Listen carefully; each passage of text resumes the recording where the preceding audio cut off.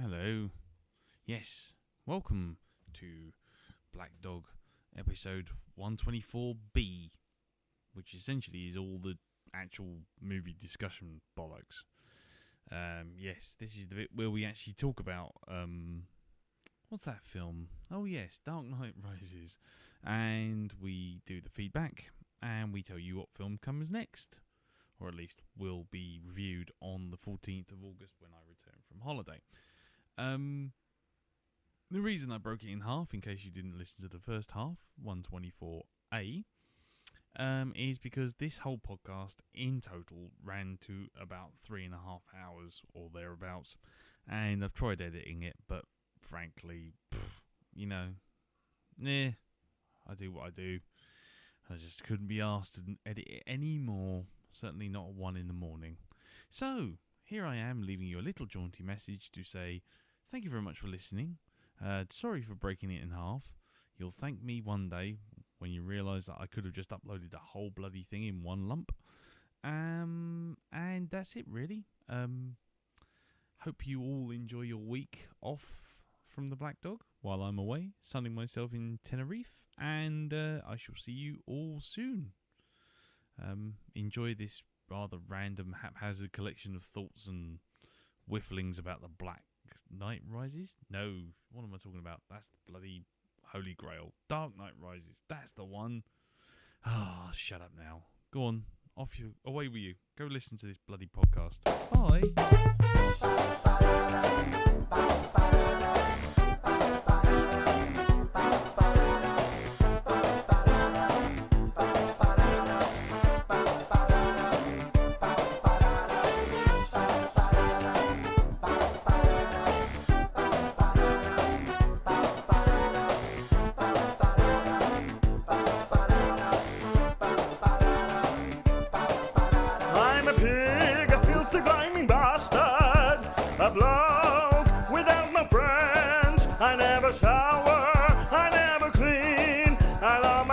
It's quite obscene. I wanna kill myself, la la la la. I'm gonna hang myself, do wah wah wah. There's no reason for me to live. I wanna kill myself, la la la la. I'm gonna shoot myself, do wah wah wah. Cross my heart and hope to die.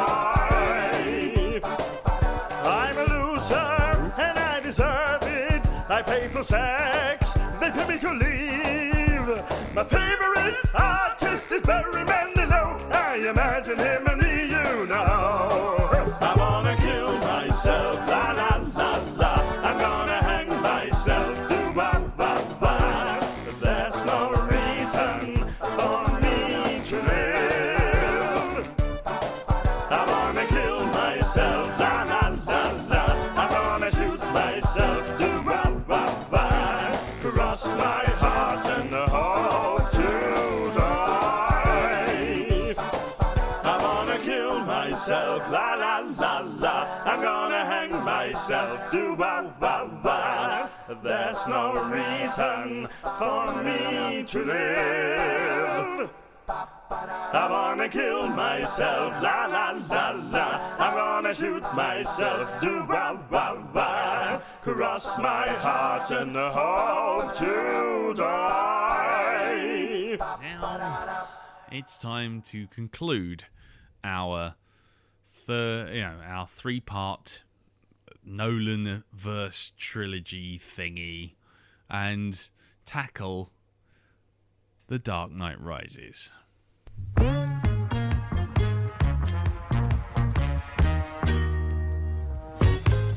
Oh, crackling rosy tinted specs. We're gonna take us an old film and then review. That's what we'll do. We do it for you. I can turn invisible if I try real hard. Right, okay, haven't heard that for a while. The old ones are the good ones, I think. A bit weird going back in time, but yeah, hey ho, we're on a break next week. I don't care. Right, so Dark Knight Rises, the third of Nolan's Batman trilogy. Let's go through some details. It was released on the 16th of July this year. It runs time of 165 bum-numbing minutes. It had a budget of $250 million. Christ almighty. Quarter of a billion. Quarter of a billion, yes. It has box office to date made, and this is according to Wikipedia, so obviously this is only as up to date as the week's numbers from the week before. Oh, just get me salt so I can take a pinch of it. No. It's just because it's based on numbers from when the numbers are announced, so it's like probably about a week out of date. But so far, it's totted up $340 million. How much did Avengers tot up in that amount of time? Its first in the week? No, this isn't its first week. Dark Knight's been out for nearly 3 weeks. Oh, of course it has. Yeah, sorry, right. It totted up in its opening night. Dark Knight opened more than Avengers, but it sustained longer than Dark Knight. So Avengers has actually taken to date somewhere close in the $1.2 billion, something stupid like that. Yeah. And and it's still playing in places, so it's still taking money. The film stars Christian Bale, take a drink, Michael Caine, Gary Oldman, Anne Hathaway, Tom Hardy, Tom Hardy's voice, Marion Cotillard, and Joseph Gordon-Levitt and Morgan Freeman. It should almost be called impersonations that Lee can almost do. The script was written by Jonathan and Christopher Nolan, based on a story by Christopher Nolan and David S. Goyer. It was directed, of course, by Christopher Nolan, and is the last film that cinematographer Wally Pfister, who has been Nolan's cinematographer through most of his films, barring Memento, I think it is. It's his last film as a cinematographer. He's going on to be a director. The film was released by Warner Brothers and has generally garnered a lot of favourable reviews. There's been a few negative ones, and as we mentioned last cast, or is it the one before, people who post up bad reviews get stalked by all manner of really strange people, and death threats. Yes, the film was supposed to go into production a lot earlier than it did. In Warner Brothers president Jeff Robinoff hoped that the third film would be out by 2011. However, Nolan said that he wanted a story that he could be emotionally invested in before he gets involved. So really, it was a case of he had, even though he had said many times that he was in for a trilogy, he really didn't feel like doing it. However, a lot of scuttlebutt's been saying, well, Warner Brothers gave him Inception, let him do what he wanted to do with the budget that he wanted to do it, and so he felt basically compelled to make Dark Knight Rises regardless of whether or not he wanted to do it. Nolan himself said he wanted to, before he could make a film like this again, he'd have to be more emotionally engaged in it, on a lot more than just a superficial level, which is why it took so long. What was it? There was a couple of other pieces. So the film didn't even start until February 2010. Didn't even start going into production until then. It was filmed on location in Romania, Michigan, and around Shepparton.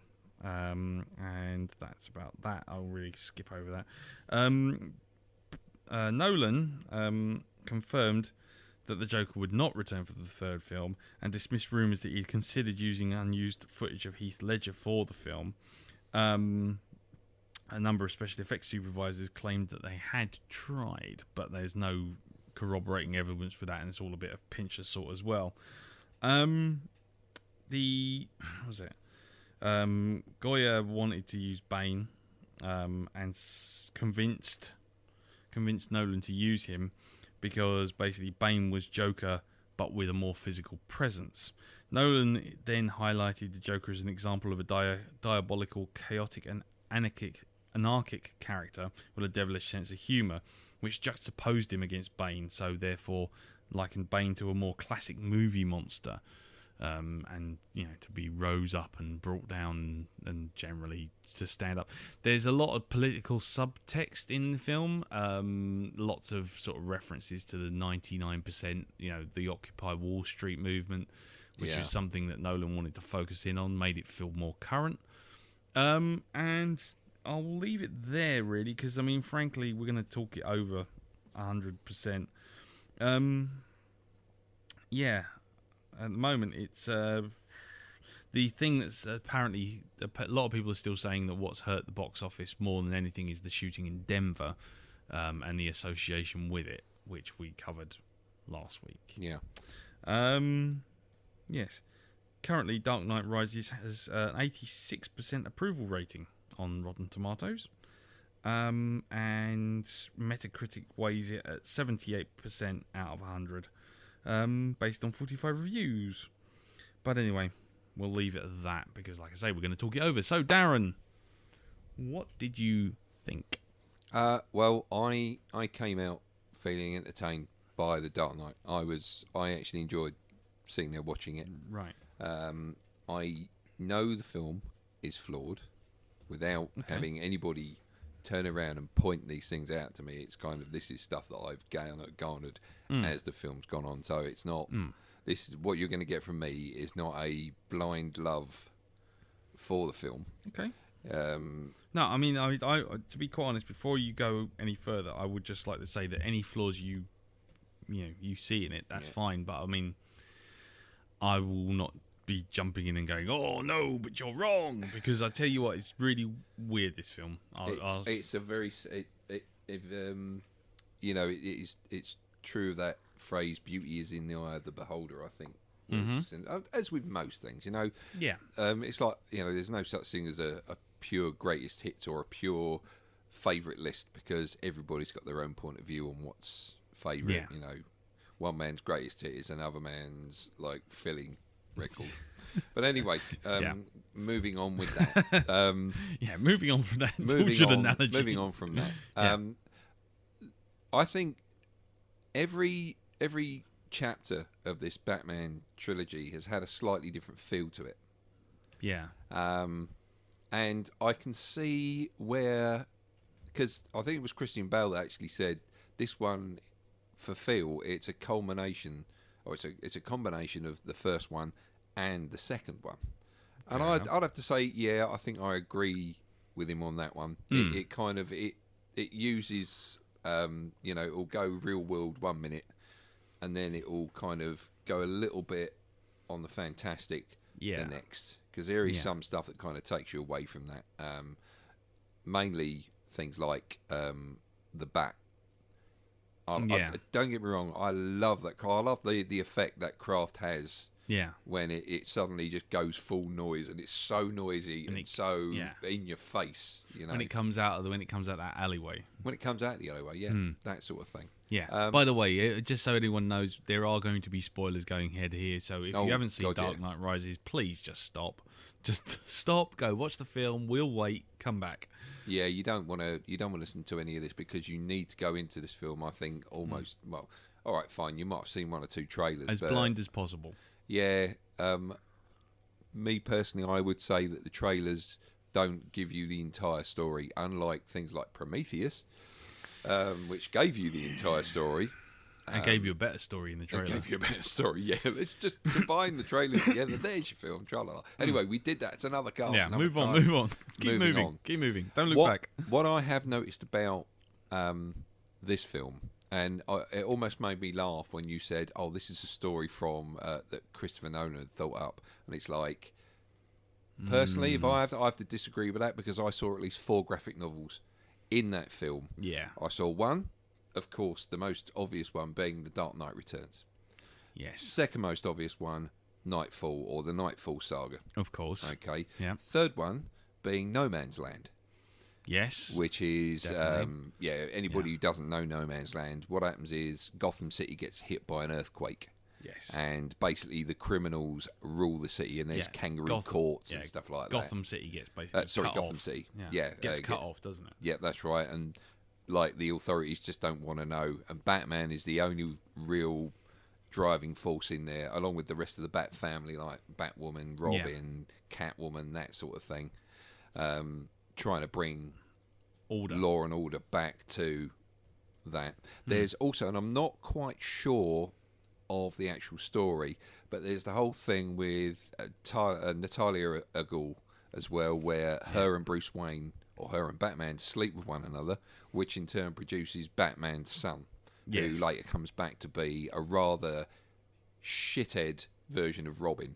He's just not a very nice character, and he is very punchable. He is the Scrappy-Doo of the Batman family. Yeah, those graphic novels were the I can't remember what it is. God, Is it the Son of the Bat or something like that? Yeah, Son of the Demon, is it? Son of the Demon. That's where him and Natalia get together. Yeah, that's.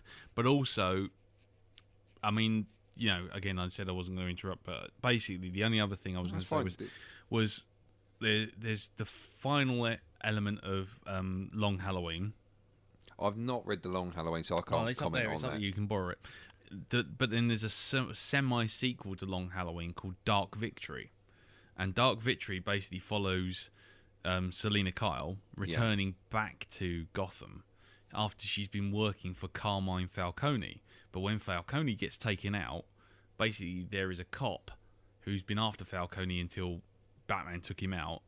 Because Selina Kyle comes back to Gotham and then finds that there is like the son or a family member of Falcone's after revenge. So there's an element of that in Dark Knight Rises, with her coming back to Gotham, her working for the gangs to basically stitch up Batman as a part of revenge. Yeah. So it's called Dark Victory, and that's Long Halloween and Long Halloween 1.5 effectively. Yeah, no, I can see that. That's you explained that. Yeah, I can see that in it. Yeah. So yeah, there are some real key Batman stories that have had bits plucked from them. Yeah, I would even go so far to say, as even though Bane is of course in Nightfall, and he's the whole root of why Batman goes off the scene for a while. Yeah. His character also overlaps in The Dark Knight Returns, because to me, I see him as the gang leader that Batman takes out. Yes. When that's like turning the tide in The Dark Knight Returns, when all of a sudden everybody wants to be a Batman. Yes, when he comes out the renovated Batmobile, which is actually a tank. They call it the tank, yeah. Which is there again. See the Batmobile in that. Yeah. Talking of vehicles, I must say, and I know the physics of this vehicle are probably absolutely impossible, but I think I love the Batpod even more just because of the way that Selina Kyle rides it around those corners with the front end spinning. It just, to me, I thought that actually looks really cool. I was watching Selina Kyle's front end spinning. Yeah, I know that. Yeah. But no, honestly though, the way the Batpod, the way they use the Batpod in this one, I don't care if you could do that in real life or not. I thought it was an extremely cool way of turning corners with the whole front bit spinning around and it spinning on literally a 50p piece. Yeah. So may not be much real world physics in there, but but that was cool. Kind of Nolan embracing the fantastical again, wasn't it? Yeah, it was kind of going a bit more comic booky. Well, I didn't mind that at all. Okay. To tell you the truth. So, what did you think of the actual plot itself? I mean, the plan. The Talia al Ghul double cross Bane thing. I'll have to say that I don't care if people think I'm thick or whatever, but I got totally caught up in that, and when she pulled the knife in the end and stuck him with the blade, that was kind of like, so it was her who called out the pit. It was like that was like, oh, that's nice, I like that. Yeah, I mean, I have to say, I it's going to sound really prickish, but I kind of figured, simply by the fact that it was her, that Marion Cotillard doesn't just turn up for like a bit part player as someone who just stands in a corner and does fuck all. There's got to be a reason. And my brain was kind of going, supposed to be that, and it's like, but hold on, she's not. She's this character. So I kind of went along for the ride with that. Yeah, and yeah, for me, it wasn't as big a surprise, but I think that was more my problem than the films because I was already trying to work it out, if you know what I mean. Yeah. But anyway, carry on. Sorry. But I like that. I really did. My favourite two parts of this film aren't any particular scene. It's two people in this movie. What's his name? Levitt. Joseph Gordon-Levitt. Yeah, Joseph Gordon-Levitt. So I keep calling him Gordon Levitt Brown. I'm thinking he's not the fucking ex-prime minister in this country. Third rock from the sun. Exactly. Yeah. Sorry. Him and what's her face? Oh, fucking hell. What do you mean, Anne Hathaway? Anne Hathaway, that's it. Yeah, see, my brain's gone this evening. Too much tea. Yeah. Those two, fantastic characters. But I have to say the award for the most impressive thing in it was Anne Hathaway, because I didn't think she was going to pull this off, and she just fit in that role perfectly. She was sexy. She was believable in the fight scenes. Yeah. I just loved her to death. And she has now deposed Scarlett Johansson off of the wallpaper on my phone. I now have her as Catwoman on there. I didn't think anybody could shift her, but she did. Yeah, well, you know, because I mean, it's Nolan doing something which, you know, I thought was quite impressive, which was essentially playing that femme fatale thing without the camp, because the Michelle Pfeiffer Catwoman, I just cannot stand. I simply cannot. I honestly, genuinely don't find her sexy, because her face looks like it's been plastered into a it's like someone's taken a plasticine head and wrapped it around a conker and then stuck a plastic bag over it. The whole gothic stitching thing is just like, oh please, really? And frankly, every time she walks around, she isn't that tight into it. It actually looks like someone's been put in a plastic bag. But I think Anne Hathaway is a much better Catwoman. She is just, and she only made one Catwoman statement in it, which was "Cat got your tongue," and the rest of it, she was just perfect in the role. Yeah, I mean, I love the fact that, you know, that bit when she delivers Bruce Wayne's fingerprints. Yeah, and you know, to the bad guys, and then she sort of like, she takes them all out.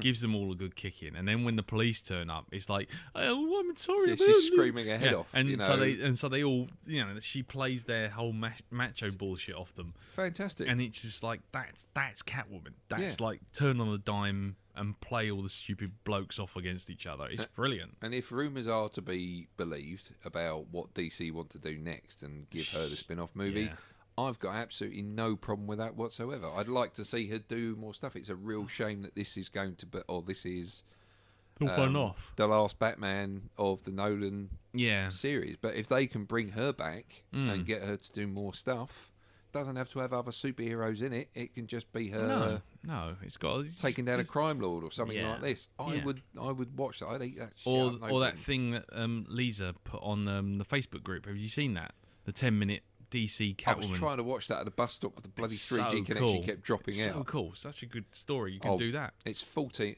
Did DC do a lot of that, these showcases, for free? Because I think that's a really good idea. I don't think it's for free. It's someone's put it up there.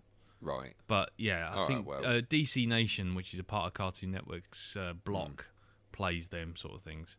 But it's very good. Very good. Well worth checking out. And Lisa's right. It's kind of like the definitive Catwoman. You know, it's the typical. It's the one with the sort of like the skull cap type thing on with it's the kind of goggles. It skews a bit more camp than the Hathaway one, but that's the one. That is how Catwoman really is. But Hathaway's rendition of it, I thought, was brilliant. It's kind of like I mean, you know, forgive me for mentioning his name.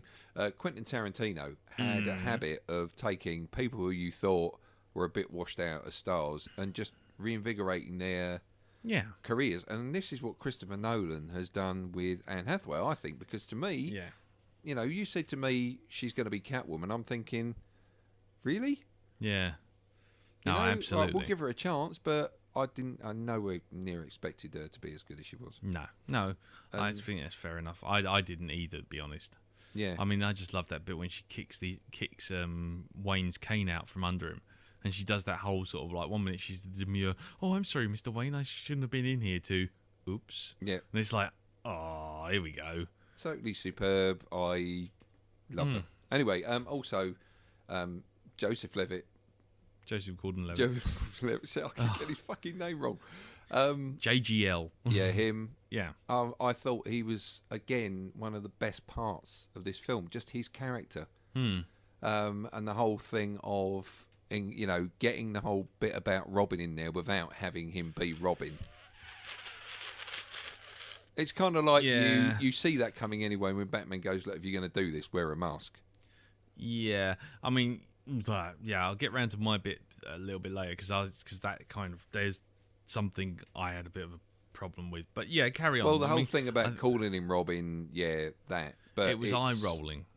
It's the fact that I could quite happily see him as Robin, and it's not the sort of Robin that you've seen in any TV show, as in like any of the live-action TV shows, or Holy punch in the face, Batman. Yeah, Holy punch in the face, Batman, or even the one from like that film that shan't be named, Chris O'Donnell. Yeah, him. This is, to me, he'd be the same sort of Robin you see in Batman or the Batman. Nightwing. Not he'd be more Nightwing than Robin. I would have thought it's the kid that plays Robin in the Batman, the TV show called The Batman. Yeah. I like that Robin. That kid. He's not annoying anything like this. He's actually quite snappy, and it kind of puts me in mind of that. Yeah, it's that sort of. That's an acceptable Robin. That's good, and I like the fact that now it's possible that his character will go on to be Batman in some form. I kind of hope they don't. I hope that whatever comes next is just a completely different Batman. I don't want another someone trying to copy Nolan Batman. No, I mean maybe a continuation of this story, or maybe he comes out as Nightwing. Who knows? Yeah, I mean they could do a lot of things, but I kind of, regardless of what I think of this film, it's a trilogy. Keep it as such. Don't try and spin shit off it. Just accept that it's a great little package of 3 films, and just with their own flaws and issues and reasons for hating them and liking them and loving them. But it works as a whole. It's a pick it up. It's done. And you know what? I see this now, right? It was the missing part of the puzzle, because I see Batman Begins and it's like, that's excellent, love it. I see Dark Knight and it's like, well, that's okay. But this is what I was saying to you last week. Yeah, it's exactly what you said. Now, I'm maybe not exactly what you said about, oh, no, you'll appreciate Dark Knight thing anymore. It's I appreciate all 3 films. This is it. I'm totally in agreement with you that it is 3 parts of the same film. Yeah. And that you need to... It's not just watching one.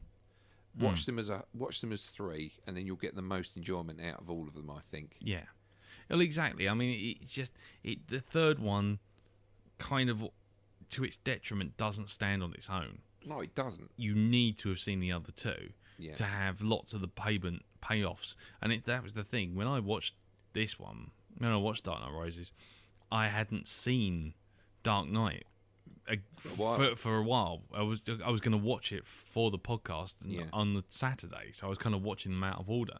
And so there was lots of little things, like the whole thing about the letter and all those kind of elements that were just flying past my head the first time I watched this Dark Knight Rises, and I'm sitting there going, oh, for goodness sake, what the fuck is all this about? And it was kind of, but once I watched that, and then it was fresh in my mind, and I watched Dark Knight again, and it was kind of like, that's why I was kind of like a lot more lenient on it in the podcast, because it was like, okay, now I see where this was going. I see where certain elements weren't just left hanging. They were deliberately there with a view to making them in the third film or putting them in the third place. And it's like, that's suddenly I had a lot more appreciation for Dark Knight, a lot more. Can I just say that Laura's reaction to this film was quite a surprising one. Yeah. Because I suddenly turned around and she's literally in tears. She was so emotionally affected by the whole thing at the end with like Alfred and stuff like this, and the whole how it all ends. It was just that was it. She just yeah, it was like, oh God, this is so sad. Yeah. And fine, it's not my reaction to it, No. because the ending Yeah. is if I've got to list things that if we're going from like the good, I mean, I've still got stuff that I do like in it, but Yeah. let's speed on because I know. Because you've got to have your say and stuff, and No, I'm just going to it's sit here going on all night. No, you can interrupt me. That's the thing. Hey, good stuff. Because acid flashbacks. Exactly. The bits that let's see now. The bit that really didn't sit well with me, and I mean, I think a lot of people will probably disagree, but I would have preferred it had the final scene be Alfred sitting at a table. He suddenly looks over and smiles, and then it just goes off. Yeah. I don't want to see what he's looking at because I guess that he's seen him, but I don't want to see Bruce Wayne sitting there at a table with Selena Kyle. I don't want to see. I just want him to just look up and just smile slightly, and then it goes off. In some ways, it's that Inception ending, isn't it? You want that kind of ambiguity. Did he see him? Well, in this case, Yeah, but I do. You, and I think you want that. Did he see him? Yeah. Because nice. Because I have to say because I've watched it second time now. Oh, you have? Yeah. Oh, excellent. And okay. yeah, because I wanted to be kind of not ready for this cast, but I certainly wanted to give it a fair crack of the whip because I came out of it quite negative. But I wanted to make sure that I was negative for the right reasons, or at least for reasons that were coherent. Whereas, when you and Pete sort of broadsided me on Saturday, kind of. So, what do you think? What do you think? Oh, It's like, well, that was fuck. Yeah. Well, I must admit, I think Pete was more. Yeah, more but exactly. aggressive But it was that one. whole thing of just coming out of left field without my idea, out anything sort of set in my head, and I'm kind of like, well, actually, there was bits and pieces, and it was like, yeah, I couldn't formulate the reasons why I liked what I liked and hated what I hated, and I needed to see it again. So it was kind of like I just needed to kind of get my thoughts into place. And yeah, where was I going with it? The thing that kind of someone said, and then on the second watch through, I was kind of like, oh, come on, that couldn't be true. And I don't give it any credence whatsoever, but I'm just leaving it there because it's a nice little hand grenade. What if the last 5 minutes of Dark Knight Rises is actually all in Alfred's head? Because it kind of goes from him going, I failed you, Master Bruce, I failed you. Oh, go, blimey, love a duck, have a coconut. And then you get this really sort of idealised montage of, suddenly the place is full of kids and everything's wonderful, and John Blake has suddenly got the keys to the Batcave, and Batman will live on, and here I am in that lovely Venice place that I never told anyone about, and all of a sudden here I am in a lovely idealised situation, and there is Bruce Wayne with his girlfriend, who basically he's barely had any conversations with. You know what? And there it all is. And I see where you're going with this. I mean, I'm not giving it any credence. I'm just leaving it there to have people think about it because it made me. Yeah, but there's a flaw in that. There's a flaw in that thinking because there's a whole scene that doesn't involve Alfred where they talk about how Bruce Wayne has managed to fix the software on the Bat. Yes. So that's kind of like. Yeah, I know. I'm not giving it any major credence, but it was just one of those things when you watched it, you kind of go, yeah, I think you're reaching a little too far, but it's quite a nice little. It was kind of nice little someone hoping for an Inception style ending. Well, I would much prefer it not to be. If I found out that that's what it was, I think I'd be really pissed off. Because that to me is like, no, fuck off. No, I don't have that. No. Let's not have this, okay? Again, another thing that I would have preferred not to hear is Bruce Wayne fixed that software 6 months ago. Don't have that.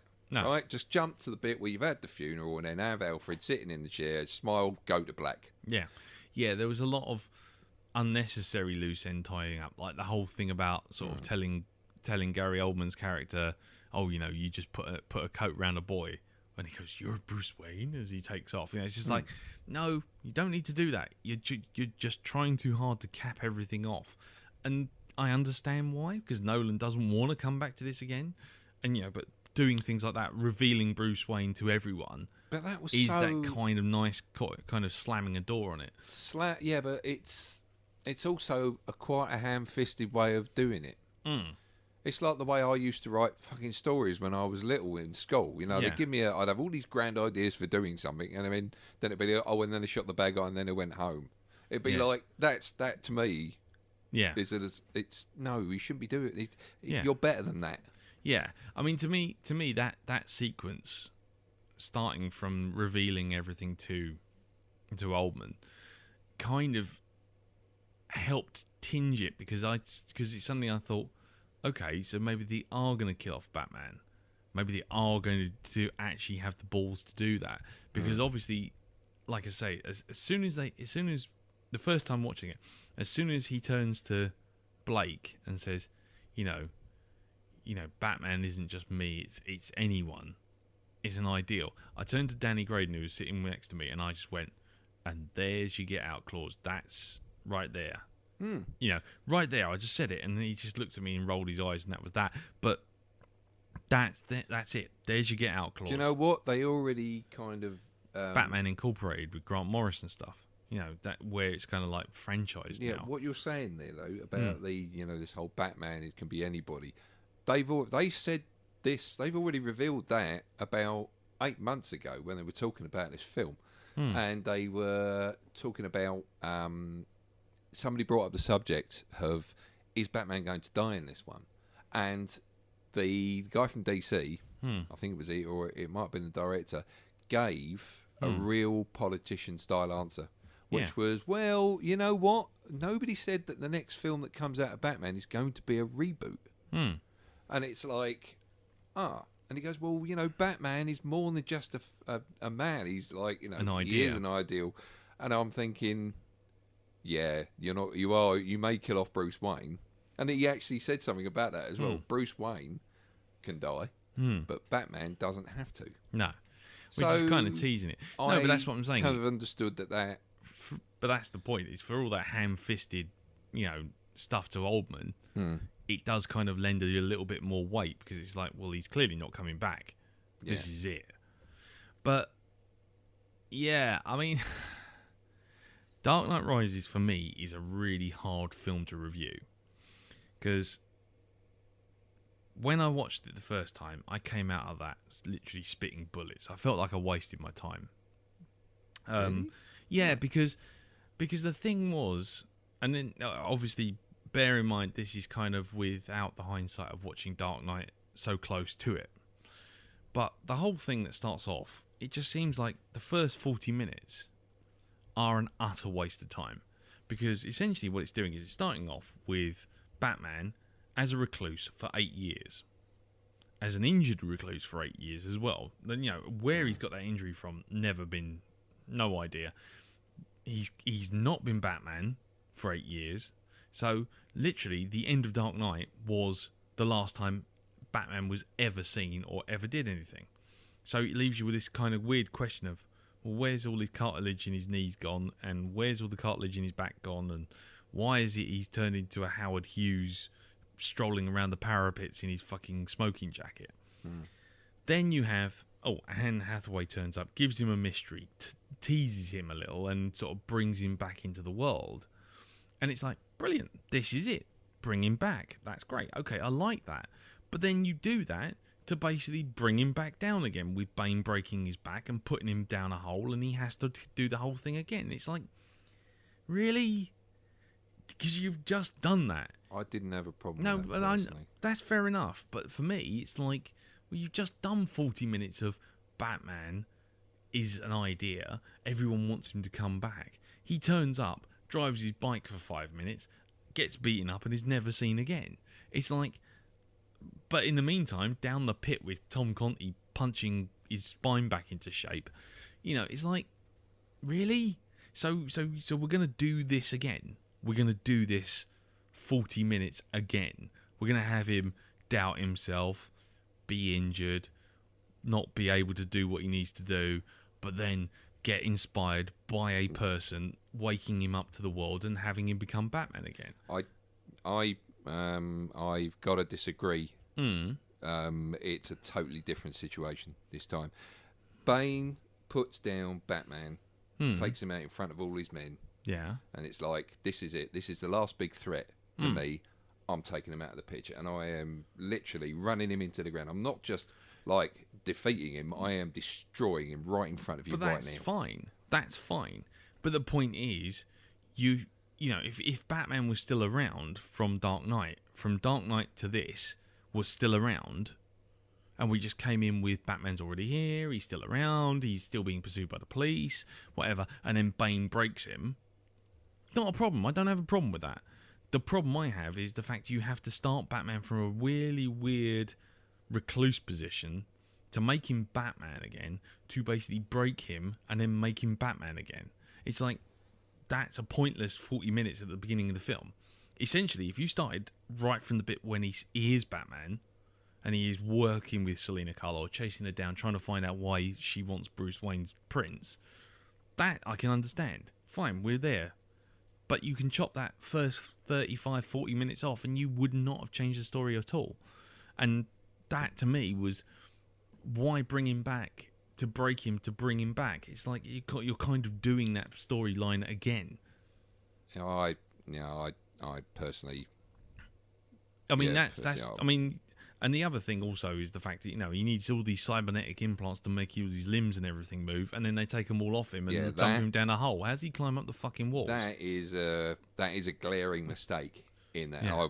That's another thing as well. It's like I say, I spot flaws like that in it. I'm totally with you on that. It's when you point that out, it's how the hell did he do that? Given that he couldn't even walk without a cane normally, now he's had his spine broken, or his ligaments torn, or whatever you want to call it, or a vertebrae poking out, which can be fixed apparently by a single punch and just being hung from a hemp. Yeah, it's like, really? Okay, fair enough. But, you know, it's comic, we go with that. But, like I say, that opening was just, like, utterly unnecessary to me. If he just stayed as Batman and didn't have to be a recluse, that, to me, would have made a lot more sense and would have made his fall more important. You know, if you're looking at that, then what you need to do is you don't need to have him... you need to kind of do what they did at where Batman Begins and Dark Knight is concerned. You don't have a 10-year gap or an 8-year gap. Why there needed to be an 8-year gap, I don't know. No, exactly. But if you're for what you say, what we need then is maybe but then you'd have to negate maybe Batman, taking the fall for Harvey Dent. No, but you can still have him have the fall for Harvey Dent. You can still have all that bit with the bike chasing through Gotham while the police are going, you're going to see a show tonight, here we go, and they're chasing after him. All that stuff is perfectly fine. You can leave that right where it is. It doesn't change a thing. That's what I'm saying. Not a thing gets changed in those 35 minutes. All it does is just leaves Batman out of the picture for 35 minutes. And then what happens is it's like, oh, now we're back to square one. And it's like, really? What have you done? You've done nothing. And it doesn't add anything to the character. All it does is just hobbles the film, and it makes you feel like you're going through the same opening sequence again. I mean, it's like the difference between the beginning at the end of Batman Begins, he's the Dark Knight. Police kind of trust him, but not sure. Then at the beginning of Dark Knight, there he is, beating up fucking Crane, taking all these copycats out, and it doesn't matter if there's a year passed or 100 years passed. It just jumps straight in, and then you get to the problem. Right, fine, that's fine. But Dark Knight Rises, you've got all this crap at the front, and you get rid of it. Don't need it. It doesn't add anything to it. It doesn't even the plot about the fucking thumbprint is pointless. Because at the end of the day, what is the thumbprint for? No, hold on. No, it isn't pointless. Okay. Go on. They've got to take Wayne Industries completely out of the picture. Right. Okay, because, why? They know who Bruce Wayne actually is. They know he's Batman. They know he needs finances, so they use his fingerprint. However tenuous it may be. But they need finances. They need the finances of Wayne Industries. No, No, they don't need the finances of Wayne Industries. They need to take Wayne Industries out of the picture. Why? Because it's linked with Bruce Wayne, who is the Batman, who gets most of his finance himself from that to run all the nice, fabulous kit he's got. Because, which is... yeah, go on. It's like the whole thing with the power supply, or the... What, you mean the fusion reactor, which just happens to conveniently have a timer on it? Whatever. It's just, going with that. Because, 3 Mile Island had a big clock on it going tick-tock, tick-tock, tick-tock, tick-tock. But anyway, go on, carry on. Well, that's all there to build the power supply, to have the... I mean, that's obvious. From what I'm... The leap I'm making here with this is... This is all part of the plan from Natalia al Ghul, that she's made this thing, bring the bomb into the city, tell them that it's a fusion reactor, which it is, but you can also turn it into a weapon, which is part of a final plan to bring down Gotham City, raise it to the ground, basically ruin the city, ruin. Okay. Because Ra's al Ghul comes out and he says this about it. He want the League of Shadows is going to move in. So why is the League of Shadows going to destroy Gotham? Because they say it's this is it. It's past its prime. It's corrupt. It's corrupt. Yeah. But the Dent Act cleans the whole of Gotham up. In fact, Gotham is the shining example of America. Well, it's actually announced as such, and in fact, there are no crime, zero crime. The Dent Act has basically street crime. Nothing. It's gone. Right.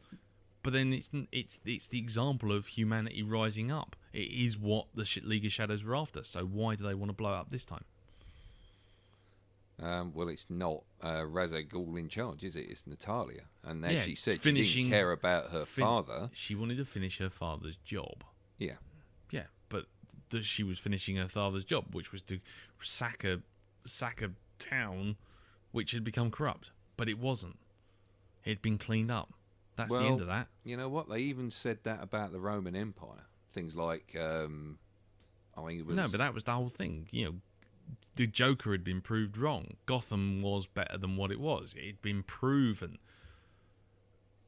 It was not the Gotham that Ra's al Ghul was going to take away. But going beyond that, at that point, it could still be seen as corrupt. Fair enough. We can argue the corruption side of things, but part of the whole thing with Talia al Ghul, I would say she did it for revenge more than anything else, which is fine. That's a good enough reason, but that was never really vocalized. She basically said she was finishing her father's work, and she's coming off. Well, I get the impression from what happened there that she was kind of doing it for revenge because of her father dying. But just going on a little bit further, yeah, one of the reasons that's given in the film to basically bankrupt Wayne Enterprises and take Wayne out of the picture is so that she can get on the board. Yes, and so she can be a board member to trigger the bomb. Yeah. One slight problem with that: she had already funded that fucking thing.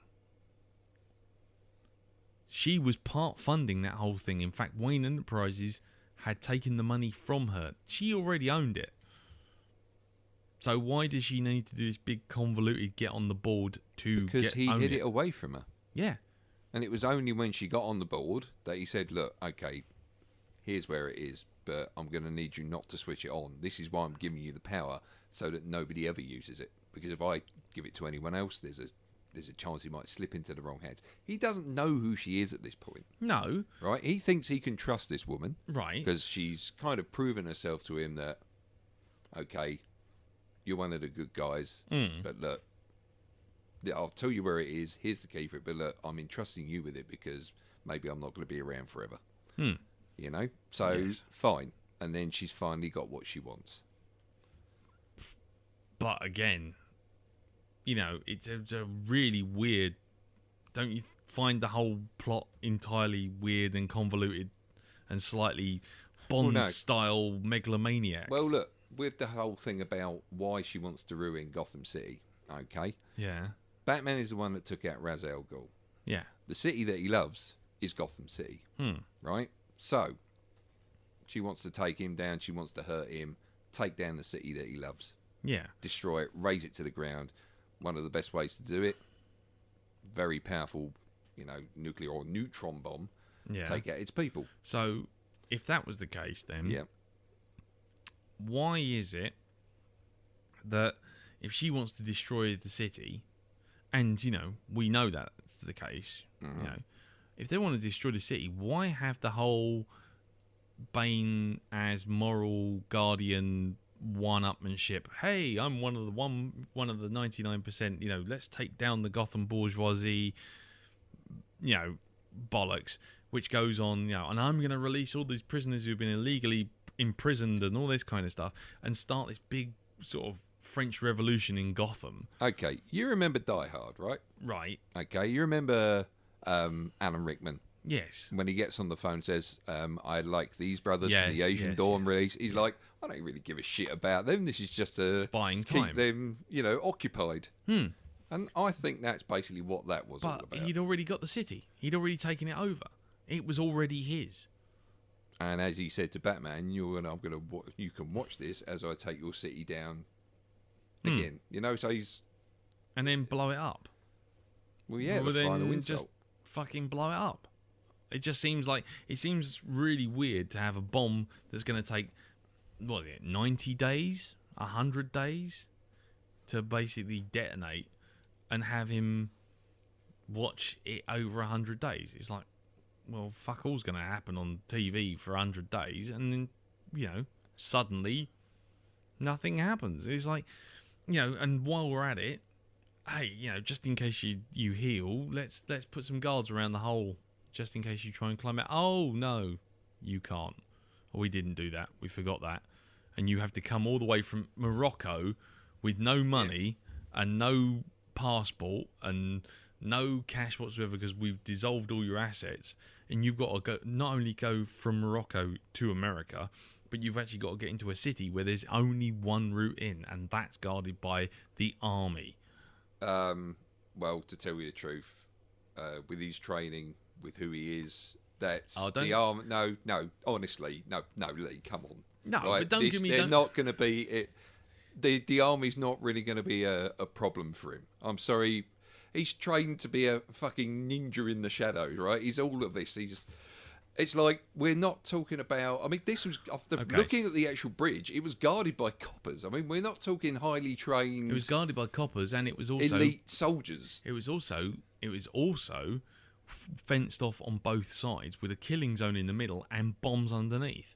So there's two things there. If he goes underneath, why didn't he take care of the bombs? If he goes through the killing zone, how come no one saw him? And I don't know. I've got to put my hands up to that. And the problem... and But the I thing still... kind of, fine. He got. I mean, in. I know it's the comic book thing, and the one excuse I don't really accept, even though I know it's the one that everyone will throw out, is, hey, it's Batman. He's that fucking cool. But it's like, It's not got anything to do with being cool. No, but it's just his skill. It's but what he's but the point is, trained this is to not. do. But this is not the Batman of the comics.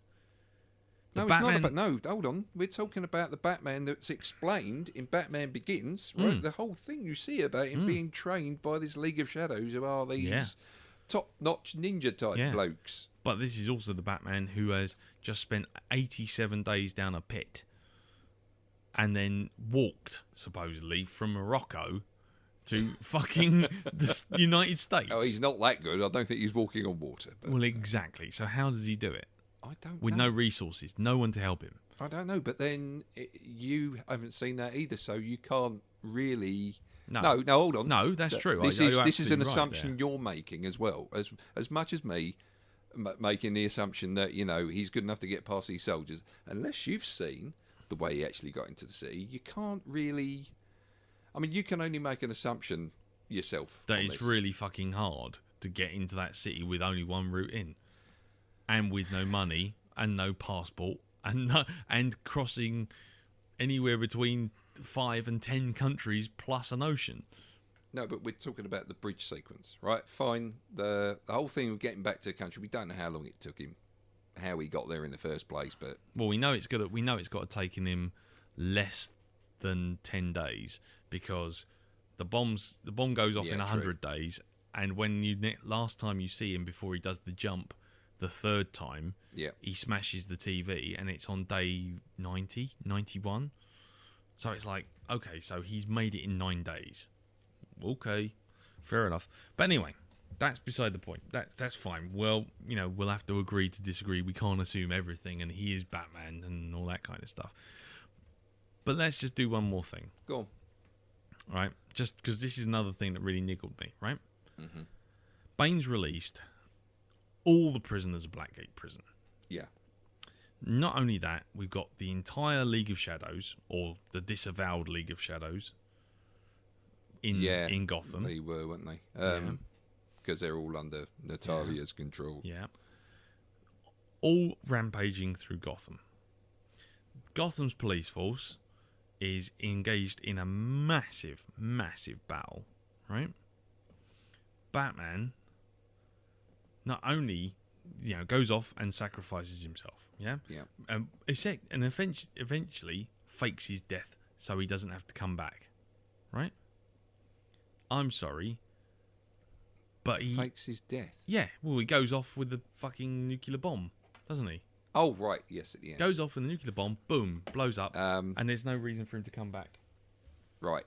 So, what you're saying here is that Batman faked his own death and didn't come back to save Gotham, which was still in the process of a massive land riot with the most dangerous criminals ever to exist. Presumably the Joker in there, and the Scarecrow, and Victor Zsasz, and all these other people actually in control of the city with weapons. And Batman just went, you know what? This is a good time to bow out. See ya. Off now. Really?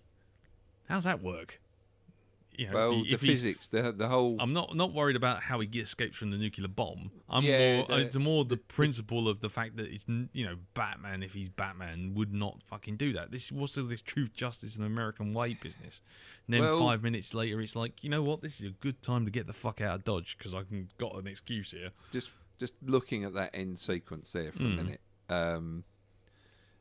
he wouldn't be outside the blast range when that thing went off, because that's if he dropped in the sea and didn't freeze to death. But if this is the thing, he sends it off on autopilot, obviously, because he's fixed the autopilot. Not telling anyone for some reason.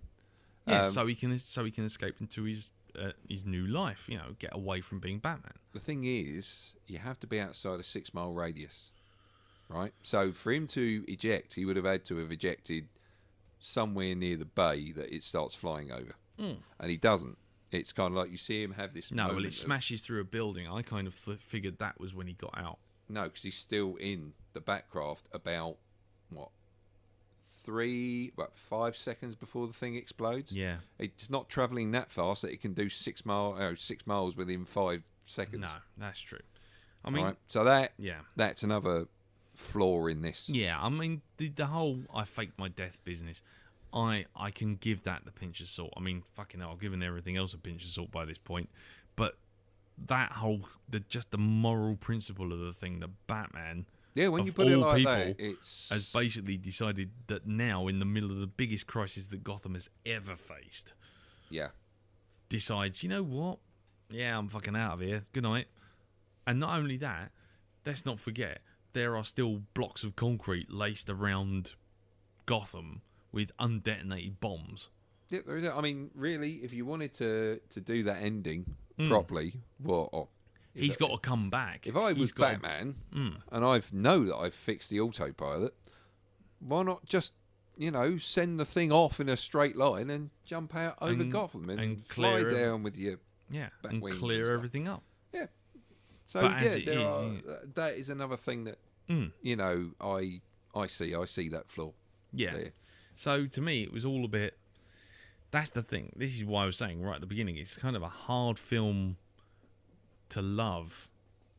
It's a film I appreciate in context with the other two, but there are so many bits about it that really get on my tits.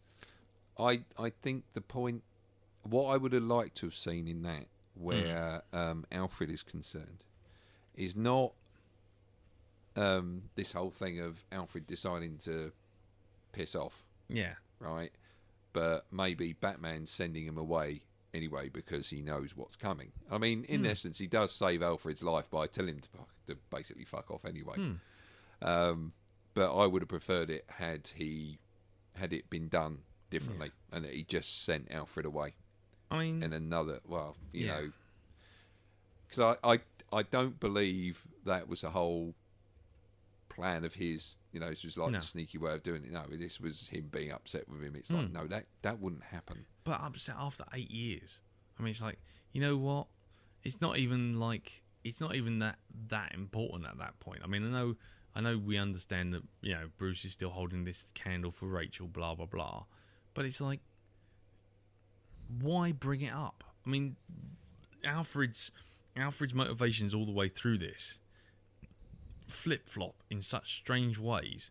It's like, one minute he's like, all I want for you, Master Bruce, is for you to have a happy life. One day I would look up and I would see that you are sitting there with someone, and then it'll be like, you've just gone on, you've moved on, it's brilliant. Yeah. And you only have blown the bloody doors off. Exactly.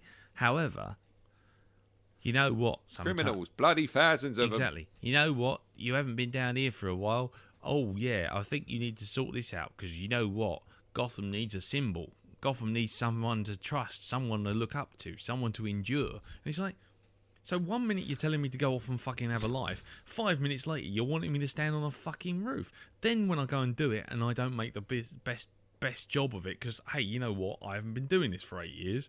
And I drive around on my bike. You give me you're not supposed to make a bloody scene. It's like, well, hold on. Isn't that the whole fucking point? I'm supposed to be a big symbol. So here I am, being a big symbol. Now you're telling me I'm a cunt because I've driven around on a bike and got seen on telly. It's like, make your cocky mind up, you silly old bastard. And then 5 minutes later, he's going, and maybe I burnt that letter. And maybe that letter told you that your girlfriend didn't really want to be with you, and maybe I'm just protecting you because I think you should have a good life and stop being Batman. It's like, what do you want me to do, you silly old bastard? You've actually had too much aluminium in the water, because 1 minute you want me to be Batman, next minute you don't, next minute you're actually standing there going, I want you to have a nice life. Do you know what? That was one. It's just the whole letter thing, right? Was I mean, if you want someone to move on, if it was me and I had sort of like, you know, a friend of mine had sort of like was pining over someone who he thinks is still wanting him, and she gives me a letter saying, look, give this to him because basically this will tell him the truth about everything. I'm not going to burn it and let the poor fucker sit there suffering. I'm going to give that to him, and, like, you know, maybe, all right, he's going to be upset for a couple of months. You know, he'll probably be really pissed off at me. But by the end of it, he'll realise that what I did for him was a favour, and that he's now moved on and probably gone and found someone else. That whole thing, I mean, that was a totally illogical move in that film anyway, in Dark Knight, where he burns the letter. No, but the reason he does that's what I'm saying. In Dark Knight, the reason he does that is so that Batman will endure, the Batman will go on, the Batman won't turn around and stop, you know, because, you know, he knows that Rachel... That's what I'm saying. It's like Alfred's motivations in Dark Knight Rises just flip-flop all the fucking way. It's like, they almost like they don't understand what he's supposed to be doing in this, apart from crying and going, Master Bruce, I have let you down. It's just like, fucking hell, yeah, you have let me down, because 1 minute you got me standing on the roof, next minute you got me looking like a cunt because I'm being on a bike and you don't want me to be on a bike. It's like, oh, Jesus Christ, give it up. And, you know, there's just weird moments throughout the whole film like that, where you're just sitting there going, what? So hold on, everyone knows who Batman is? You know, just everyone? You know, yeah, I know. Sorry, you've just seen the time, haven't you? Yeah, sorry, mate. Yeah. Anyway, so for me, let's wrap this up. Do you think you've had a fair crack at the whip? I think I have. I think I've definitely had. I think, actually, for the first time, I think I've had more of the crack at the whip than you have. Well, there you go. Hurrah! Let's not fail. Hey. Okay, well, I tell you what. Let's have some feedback. Let's do that. Now put your hands up. Here online, doing real fine. We're doing our podcast thing. It's called Blackdog. It's not like a job. Is anyone there listening? What do you think of our show? Let us know by MP3 or email. Just get it to us. It ain't no fuss. We'll even read your Twitter rings. Cause if you like us or you hate us, send some feedback in. Got a geek upon to raise and put some feedback in. If you think my voice is sexy, put some feedback in. Man, we really like it if you put some feedback in.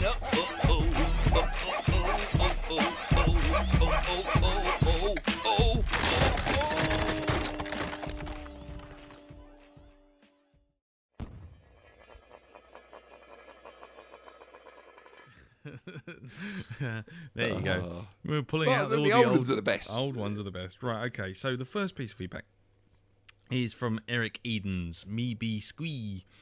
And he writes to say, here's my feedback for the trilogy, so I'll try to be brief. Batman Begins. As a kid, watched the Batman movie, started off with Keaton, ended with Clooney.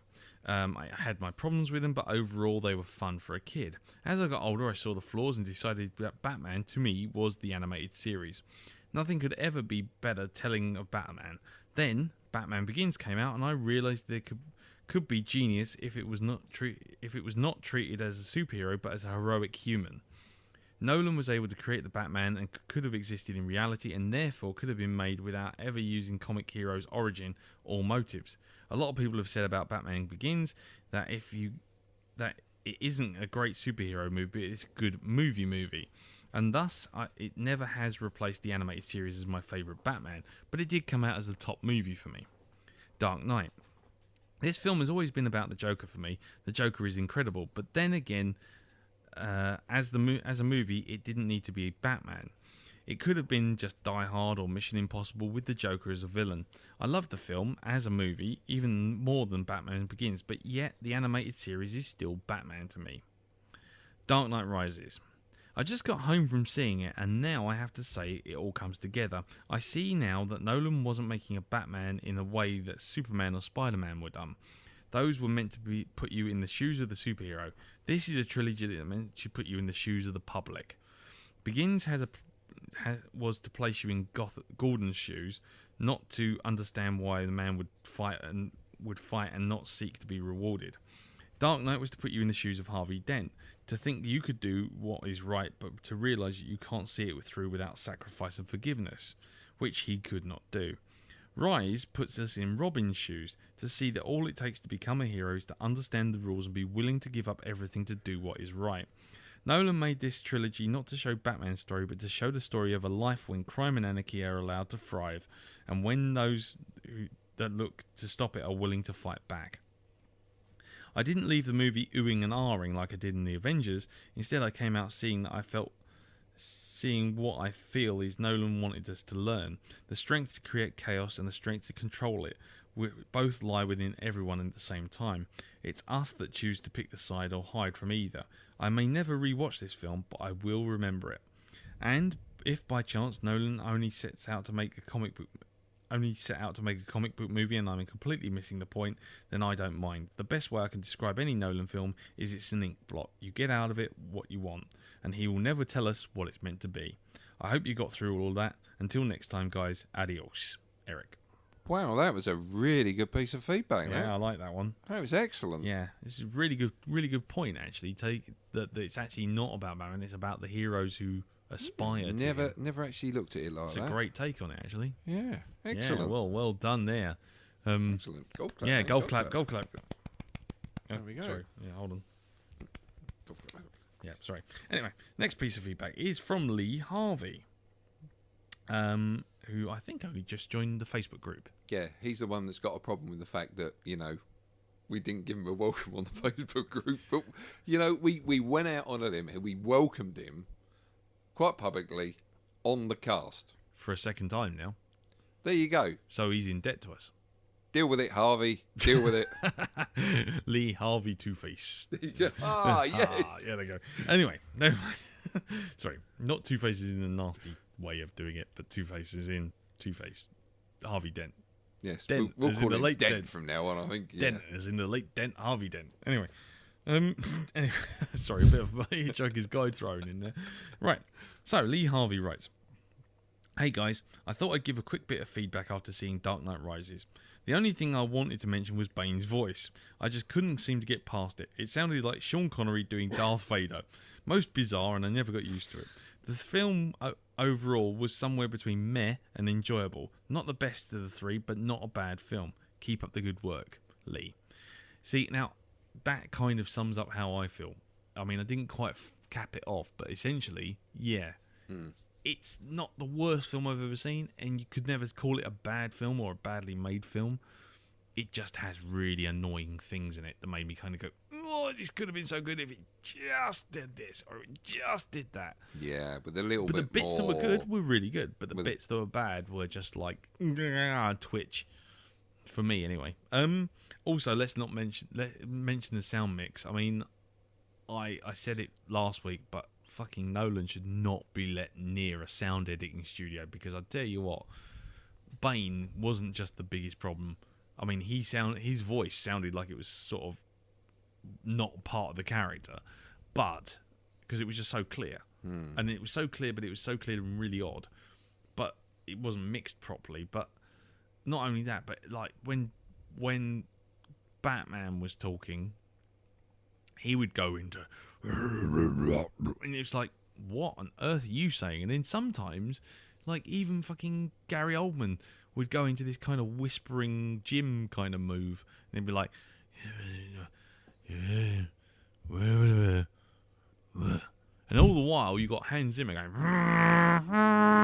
over the top of it. Do you know what? Like, I think it might be cinema based, this problem, because we didn't actually find that with us. Where we were watching it in Cineworld in the O2. So I don't know if it's a different. I was in the Empire Leicester Square. It might be, the cinema itself. Who knows? I don't know. But could be, but I mean, I don't know. Just after Dark Knight on Blu-ray as well, and I'm just like, really, I don't know that whoever's doing the audio isn't really on their ball. I think, because it's just really weird. Yeah. Right. Next piece of written feedback. Thank you very much for that, by the way, Lee. Yeah. Cheers, man. Good name, by the way, Lee. I like that. You can come again. Next piece of feedback is from Mark Last. So another new feedbacker. Oh, thank you, sir. And he writes, "Evening, gents. So random thoughts on The Dark Knight Rises. I managed to see Dark Knight Rises at stupid o'clock on Saturday morning at the BFI IMAX with fellow feedbacker Matt Jones. Expectations for the third film in Nolan's Dark Knight trilogy were always going to be huge, and the pressure to deliver was, in my opinion, more than met. The word epic has been bandied around prior to the release of this film, and well, you can't get more epic than a nuclear explosion. I can't speak for non-IMAX screening of the film, but Bane particularly was not served well by the IMAX sound system. During the production of The Dark Knight Rises, rumours of Liam Neeson being spied on set and Marion Cotillard playing Talia al Ghul were mentioned in the trade press and eagerly denied by both the production crew and the actors themselves. But happily, these rumours were forgotten by myself during the viewing of The Dark Knight Rises, making some satisfying and unexpected twists and cameo appearances. I have to say, yes, when Liam Neeson appears in the jail, I thought, oh... And he starts talking about resurrection, and I thought, oh, here we go. There are many types of immortality. Yeah, exactly. It is like... Yeah, like the one in your head. Yes, exactly. You mental. You mental. Anyway, carries on. A long-time fan of the comics, I'm very aware of the Batman mythos, so I was pleasantly surprised at the reveal of John Blake's real name at the end of the film, although if someone had considered Robin Begins as a movie, the knives would be out big time. The fanboy in me would have liked his real name to have been revealed as Dick Grayson, though, ho-hum. Although I enjoyed the references to both Batman Begins and Dark Knight, making this a real trilogy rather than just another Batman film. And the suitably ambiguous Inception-style ending once again proving that you don't need to spell everything out for the theatre-going audience. But it did, didn't it? It did actually show him at the end. It spelled everything out. The thing, as we've said, the thing about the autopilot... having, look, there he is. It's him. There, and look. here's Robin. The Nook, and then we'll have Anne Hathaway turn this way, and you can see it's Selena Kyle with him there. Yes, even though they had zero chemistry together and barely did anything together, and he ended up shagging Talia al Ghul instead. Yeah. When she didn't actually need to shag him either. That was the other thing. It was like, she was already in control at that point. So why bother? Hey-ho. Anyway. He continues. Finally, as with the premature death of Heath Ledger before the release of Dark Knight, I can't help but wonder whether the tragic events of Denver shooting will give The Dark Knight Rises a voyeuristic nudge for people to go and see the film who may not have had any initial intention in doing so. This is a shame, as the film deserves to be viewed as a wonderful piece of movie making in its own right. I hope you can make some sense of these random mutterings and possibly arrange them into some sort of coherent sense. Cheers, fellas. Quick, to the bat polls, Mark last. There you go. Sir, would you like to read some feedback? Oh, yeah. You can read Chris Johnson's. I'll read Chris Johnson's, but... there you go. Thanks for that last bit anyway, Mark. Yeah, thank you very much for that, Mark. Yeah, very Yes. good feedback again. Okay, so, Chris Johnson. And Chris Johnson writes... Yes. Hello, Lee and Darren. Hello. So, what did I think of Dark Knight Rises? It was alright. A little long with not a lot of Batman in it. And it left me with some questions like... 1... Why was Bruce Wayne walking with a stick? Good He question. was fine at the end of Dark Knight. Exactly. 2.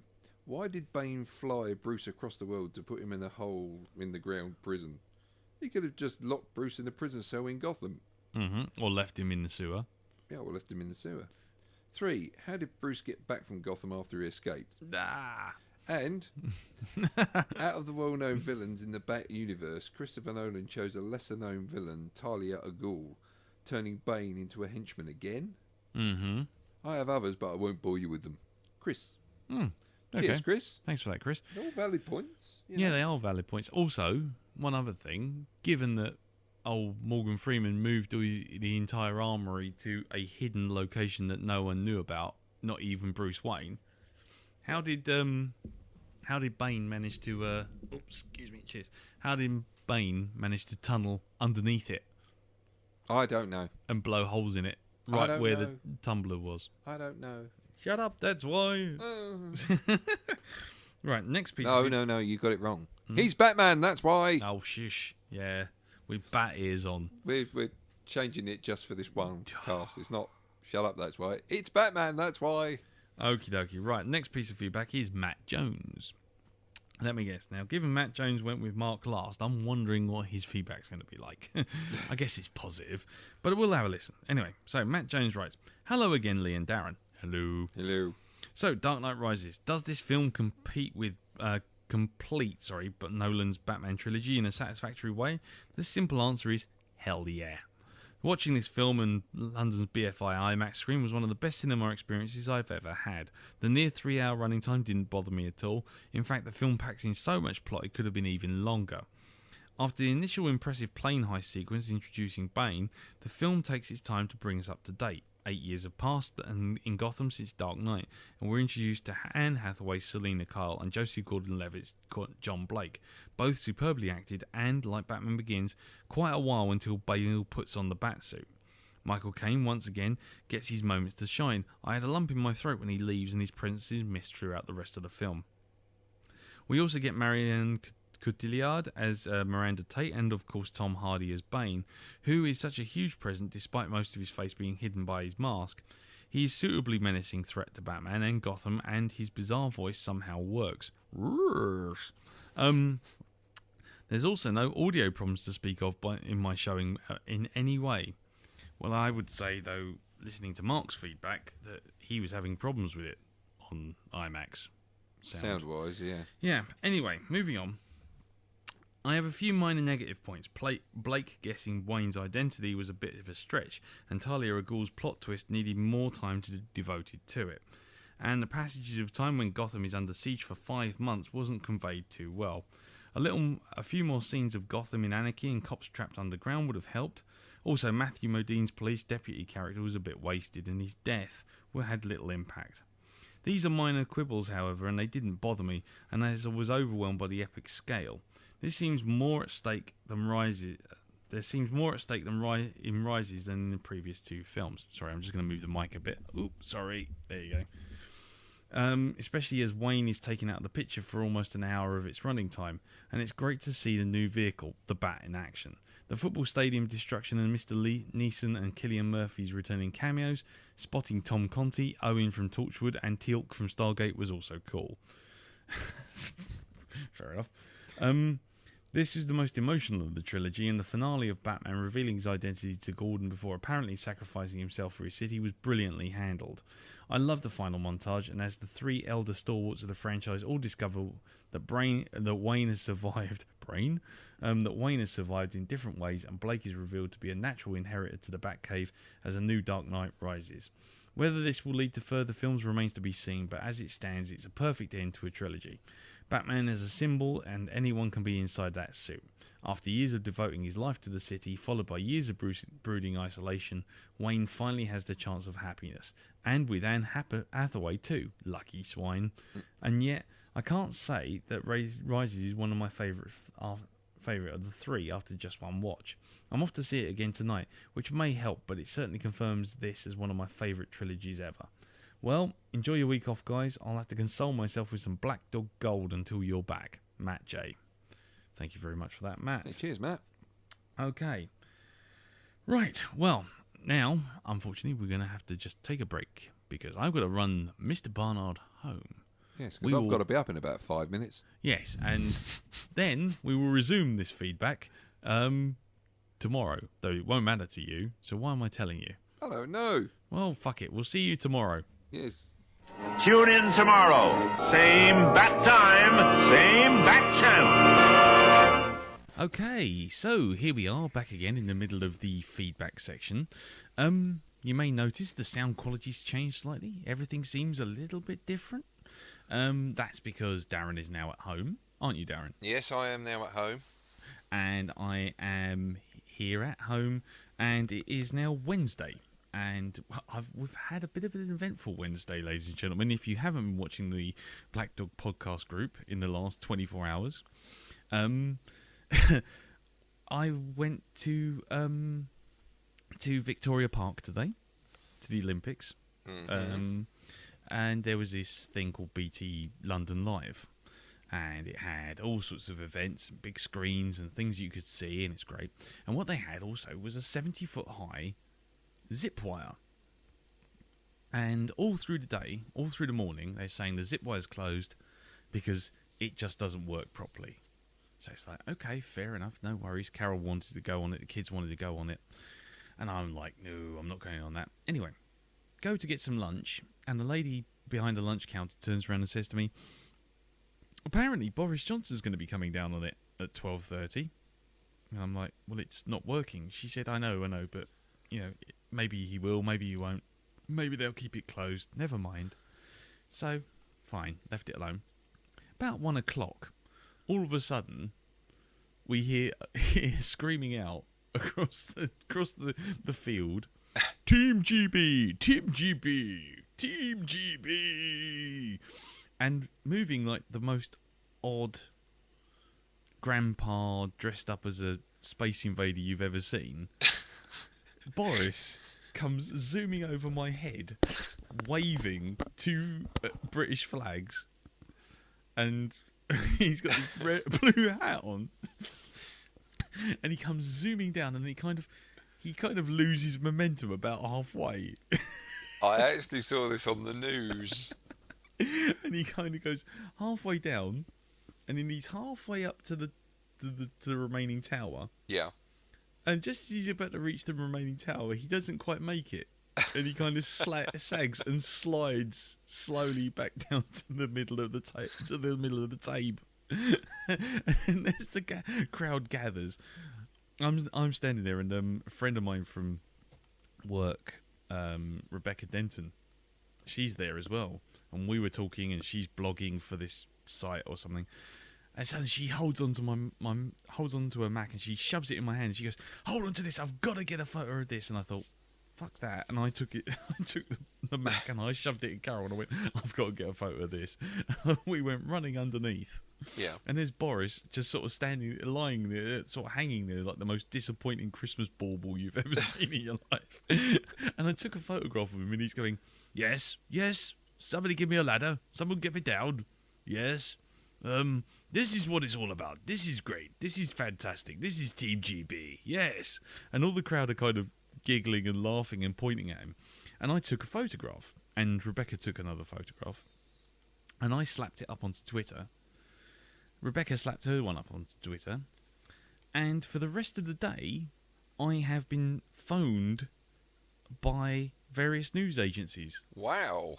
I've been on Radio 5 Live. Have you? Yeah. I've been on Channel 5 News. Gosh. I've been on BBC London Live. I've been quoted in the Mirror. I've been quoted in the Metro. I've been quoted.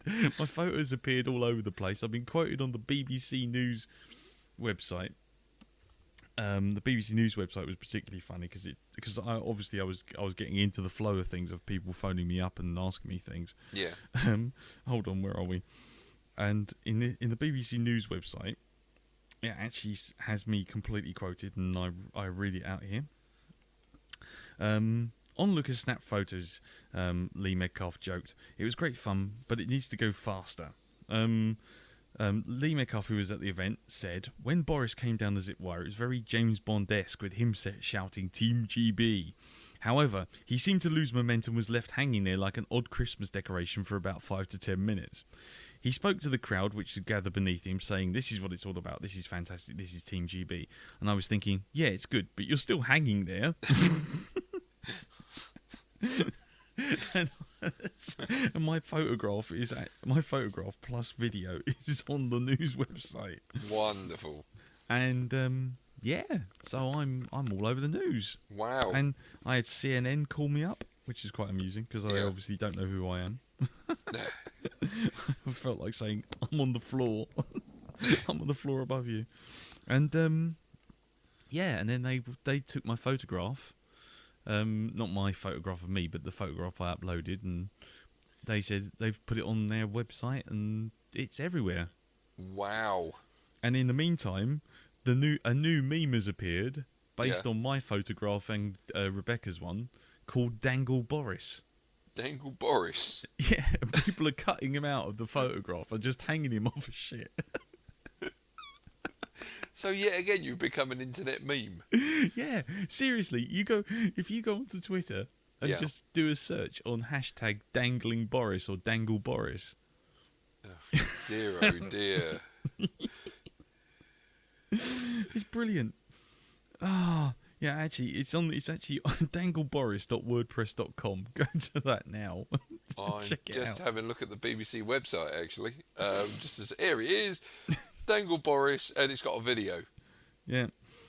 Boris Johnson left hanging on zip wire.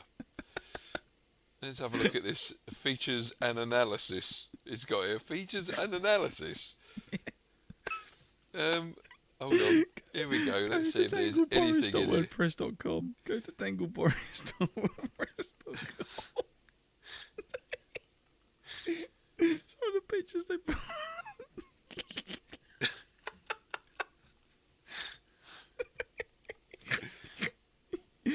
Oh, it's so funny. I haven't seen half of these. Oh, God. Anyway, so I've made an internet meme. I thought it was worth mentioning. Before we go back to the feedback. What's this? La la la la la la la. Team Boris. Here we go. Lee Metcalf, who was at the event, said Boris came down on the zip wire. It was very... Yep, there we go. That's me. Yep. Yeah, I think I got quoted somewhere else as saying he was a lame... it was the Huffington Post, I think I got quoted in as saying he looked like a lame James Bond. And another one, I think I was quoted as saying he looked like a piece of lettuce hanging off of a washing line. See, yeah. So you got quoted on the BBC. Well done, that man. Yep, exactly. I think you should put a link to it on the site. Yes, I think so. Well, I think it is. I think it's on the group because everyone's put it up there now. Jesus Christ Almighty! He does look fucking ridiculous with the 2 flags in his hand. Yeah. Hold on. I'm trying to see where else I got done. Because I got. Hold on. I got all these links back from all these different places. It will be in the Metro tomorrow, by the way. Oh, I'm sure it will be. Hold on. Where's my mentions? Go to mentions. I mean, it's all over the place. Hold on. Where is it? It's. I think it's the Mail, the Mirror. Oh dear, man alive! It's just unbelievable. Yeah, BBC Have Your Say. Jesus. They put it up. It's the proudest day of my life, making this man look like a cock. Excellent stuff. Best Mel Smith moment ever. Wonderful, wonderful. Anyway, sorry about that. I'm recording now. Can you give me your time? 9:57, 9:58, 9:59, 10, 10:01. 10:01. Yeah, Right, 10:03, okay, cool. 10:04. It's cool. You don't have to say anymore. Good. Cool. Okay, right. So, yes. That fun aside, let's get back to the feedback. Right. Yes, blimey, I've just don't know where I am now. Sorry, got distracted. You're all a dither. All of a dither. Right, okay. So our last, we got 3 pieces of feedback left. Okay. Written feedback. And the first one is from Kevin the Rainham. And Kevin writes, "Hey ho to the Blackdog bros. After a much maligned Prometheus, which deserved every bit of bile spat at it, and then hearing not so good things about Spider-Man, I was looking forward to seeing something good at the cinema box. Unlike the majority of fellow doggers, I prefer Dark Knight rather than Begins, past the key to the bunker of Shun. However, there's one word that sums up Dark Knight Rises, and that's disappointment. I was sure the audio mix had been much discussed, but it's bloody awful. Large chunks of dialogue left inaudible. Bane's voice seems to hover somewhere in the room rather than being attached to the man mountain. But much bigger crime is in the editing. The action scenes have no energy or passion to them. Various sections feel like a rough cut with no feeling or flow. The editing in Begins was fantastic. Batman's stealthy attacks portrayed him as the villain points out in their villain's point of view. And the style developed in Dark Knight. But for Rises, it seemed to have a YTS hour feeling. The plot, possibly due to not hearing the dialogue, was haphazard. I was surprised to say that I didn't mind Anne Hathaway, but though I thought her performance was fine, but I still didn't buy into her character. The best thing about the whole film was the sideways bike wheel thingy. Isn't that the sort of thing you're supposed to say about a Michael Bay film, though? Was the film really by Christopher Nolan? It just didn't seem to have the love or care in it. I had to rewatch Dark Knight last night just to feel better about the whole thing. Maybe I was just expecting too much, and I may well give it another chance when it's on rental, but I can't say I'm looking forward to the moment. Arse biscuits to it all. Reboot that right up your ring piece, Kev." So he wasn't impressed then? I'm not getting the sense he was terribly impressed, no. No? Oh, okay, no problem. Well, thank you very much for that, Kev. And moving on, we have next piece of feedback is from Andy Palastides. Excellent. And he writes, "Just a quick one from me this week, folks. I think the film was hamstrung right off the bat, I thank you, because of Ledger's death, and I think Nolan originally planned to have the Joker play a much more central part in this film, with the Joker and Bane fighting for control of the city, with Batman and Gordon stuck in the middle. See No Man's Land comic for an idea how that might have played out. I think the film we got could do with either being 40 minutes shorter, thank you, or they break it into a 2-parter. Part 1 up to the point where Batman gets broken by Bane, ending with him in prison and Bane promising to nuke Gotham if anyone messes with him, and Part 2 being Batman escaping and retaking the city. Hell, if they split the film up at the drop of the hat, that is. I don't know why. Hell, they split films up at the drop of the hat, that is. As is. I don't know why they didn't just do it here. I'd have also have made Joseph Gordon-Levitt much more central and dropped the stupid Robin reference. Also, I think Alfred was criminally wasted. All in all, I didn't hate it, but I didn't much like it either. Cheers, dudes. Andy." Cheers, Andy. Cheers, Andy. And I think that does kind of sum up what I feel about it. I mean, not necessarily that, but it's the fact, I didn't hate it, but I didn't like it. I just kind of felt about it. Yeah. What about you? You still holding? I'm still holding on to this. I still like the film. That's it. And I, like we said last night, it's. I really think that you're going to get loads of different points of view of this film. Yeah. I think it's either very easy to like or dislike. There are certain if you can see past certain things on it, then you're really going to like it. If you can't, then there's things here that are really going to spoil your enjoyment of it. Yeah. Yeah, fair enough. So it depends on your. It depends on what you like, where this is concerned. If you're willing to, I suppose it depends on the mood you were in at the time you watched it as well. And whether or not you can actually hear what's going on. Yeah, well, there is that. Yeah. What cinema you were in, what your postcode was, how many legs you had up on the seats. Yeah. At the time. Did you have a bad McDonald's beforehand or something? That sort of thing. That sort of thing. Okay, well. Moving on to the last piece of written feedback, we have Howard Sandbrook. Mm-hmm. Howard wrote us that massive long feedback last week, which we had to break into pieces. Oh, right, yes. And so I'm just going to read out the bit that he wrote for Dark Knight Rises. Okay. Oh my god, Superman looks like it might not be utter dog shit. In fact, it looks like it could be bloody fantastic. Ooh, and Total Recall doesn't look half bad either. Note to self, go see this. The beginning of the end. Because remember, he was doing it in that sort of diary style of going to see all three films. Yes, he was. So, he says, after a bizarrely underwhelming introductory sequence involving two planes and a guy with a bag on his head being revealed to be Bane with an old man's voice and Littlefinger from Game of Thrones being gunned down, we find ourselves listening to Gary Oldman's Commissioner Gordon looking a little more wizened after years of living with a lie. A reclusive Bruce Wayne ignoring the party in his house in favour of hobbling around in his living room. Watch it again. That's where he's living. He gets robbed by Catwoman dressed in a maid's outfit. Ooh, so not so bad. And the scene kinds of ticks over like that for the majority of the film. The coolest part being Batman's first comeback leading to his initial fight with Bane, where he obviously gets bitch slapped. Joseph Gordon-Levitt's Blake's character is really a nice addition, and it's clear that he's supposed to be getting groomed to take up the mantle. So the ending comes as little surprise to me.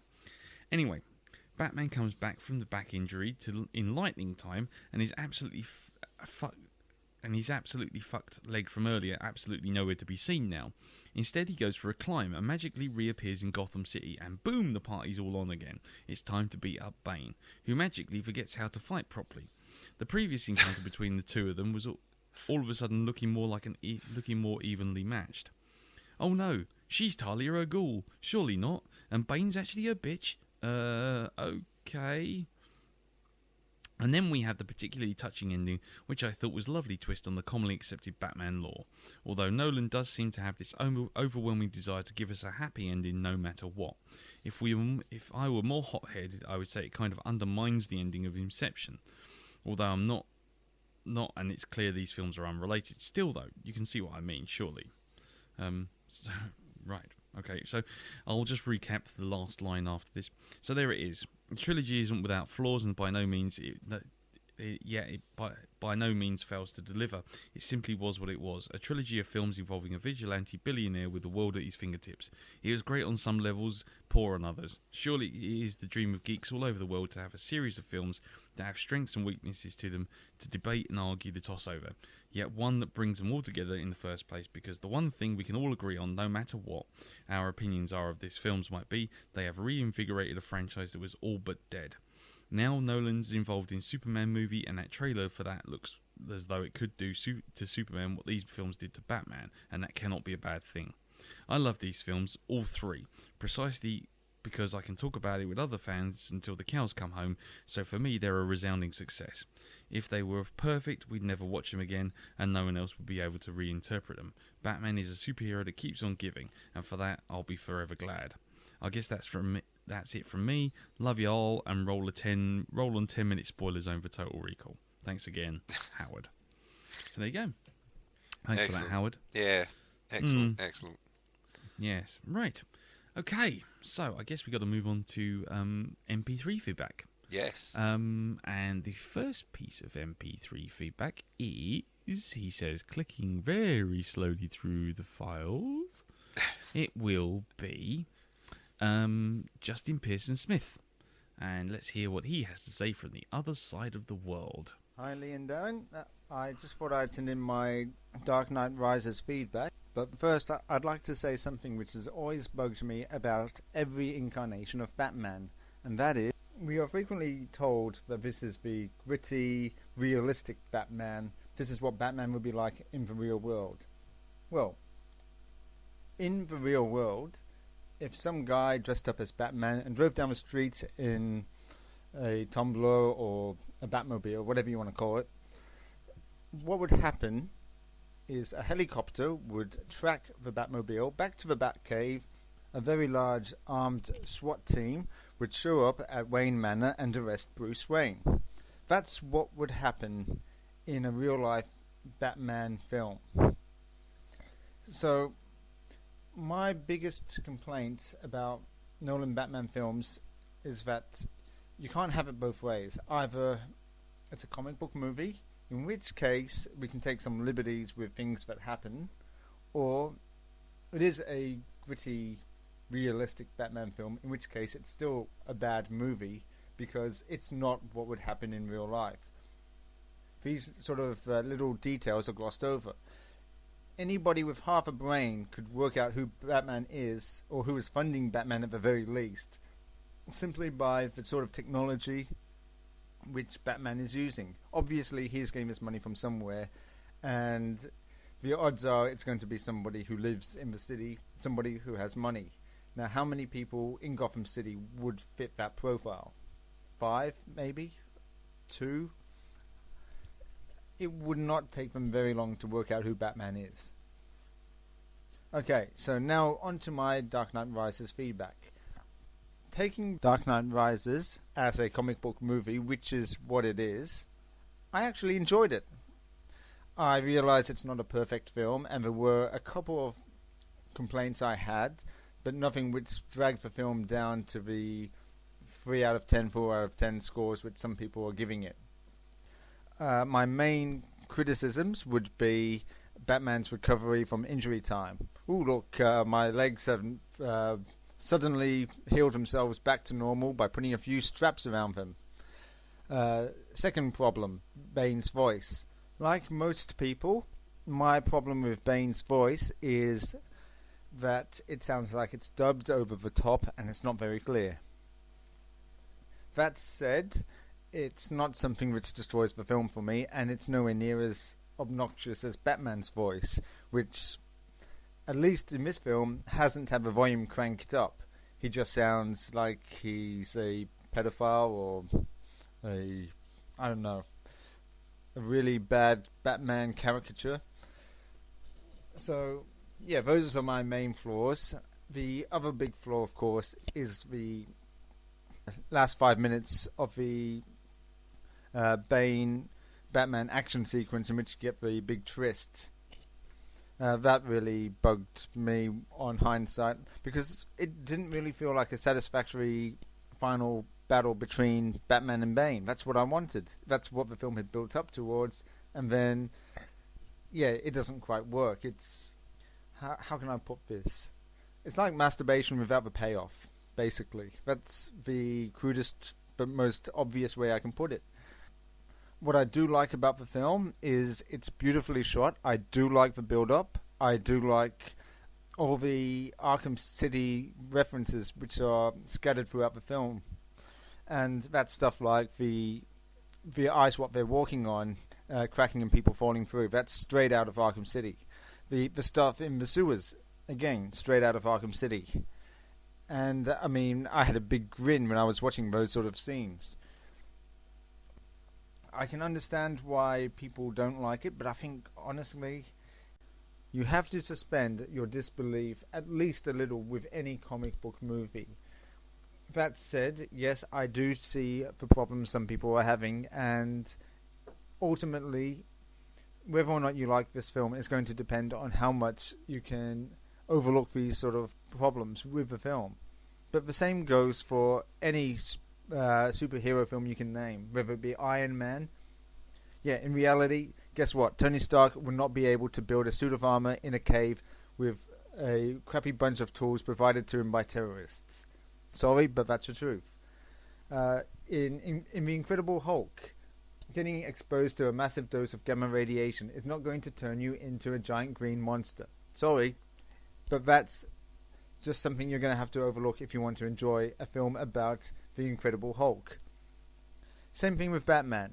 Yes, there are going to be certain things which you have to overlook. Now, ultimately, is it a film you enjoy? In my case, yes it is. So I'm going to stick with an 8 out of 10.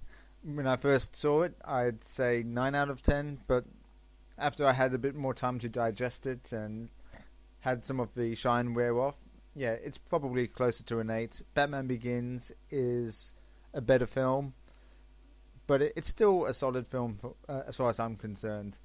And that's it from me. Bye, guys. Well, thank you very much for that, Justin. Interesting. I mean, the point about how far you're willing to suspend your disbelief is I kind of get it. It's a valid point to make. Yeah. You know, Iron Man in the cave and what have you. But the only thing I would say is that kind of doesn't really work if you've done like Christopher Nolan's done, which is gone for as close to realism as possible. You can't pull the realism angle all the way through Dark Knight and then for most of Dark Knight Rises, and then when it suddenly suits you, suddenly go, oh, actually it's a comic book movie, it doesn't really matter, we can pull all this stuff out of the bag, because tonally it hasn't been a comic book movie, it's just been a vigilante movie. Yep. You know, it's Death Wish, but for, 15-year-olds, with bat ears on. So, yep.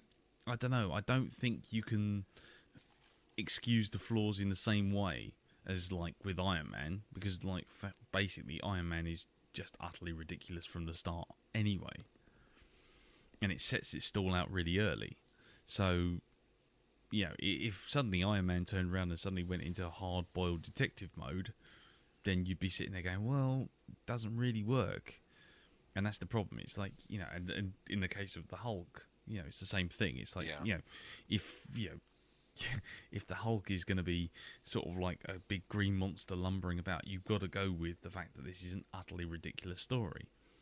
But if it's a man who's suffering from ligament damage, is a detective, and, his only superpower is essentially dressing up like a bat and scaring people, that's a different kettle of fish. Would you agree, Dal? Yeah, the most part. I mean, it's with stuff like this, you do, as you say, you do have to make up your mind where you're going to go with it, and flipping between realism and the fantastic can be very jarring, and it can take you out of the movie. Well, exactly. It's a case of like, well, which one are you doing? Tell me which one you're doing, and then go one way and then stick with it. I think that's why a movie like The Avengers did so well, because it stayed in the fantastic.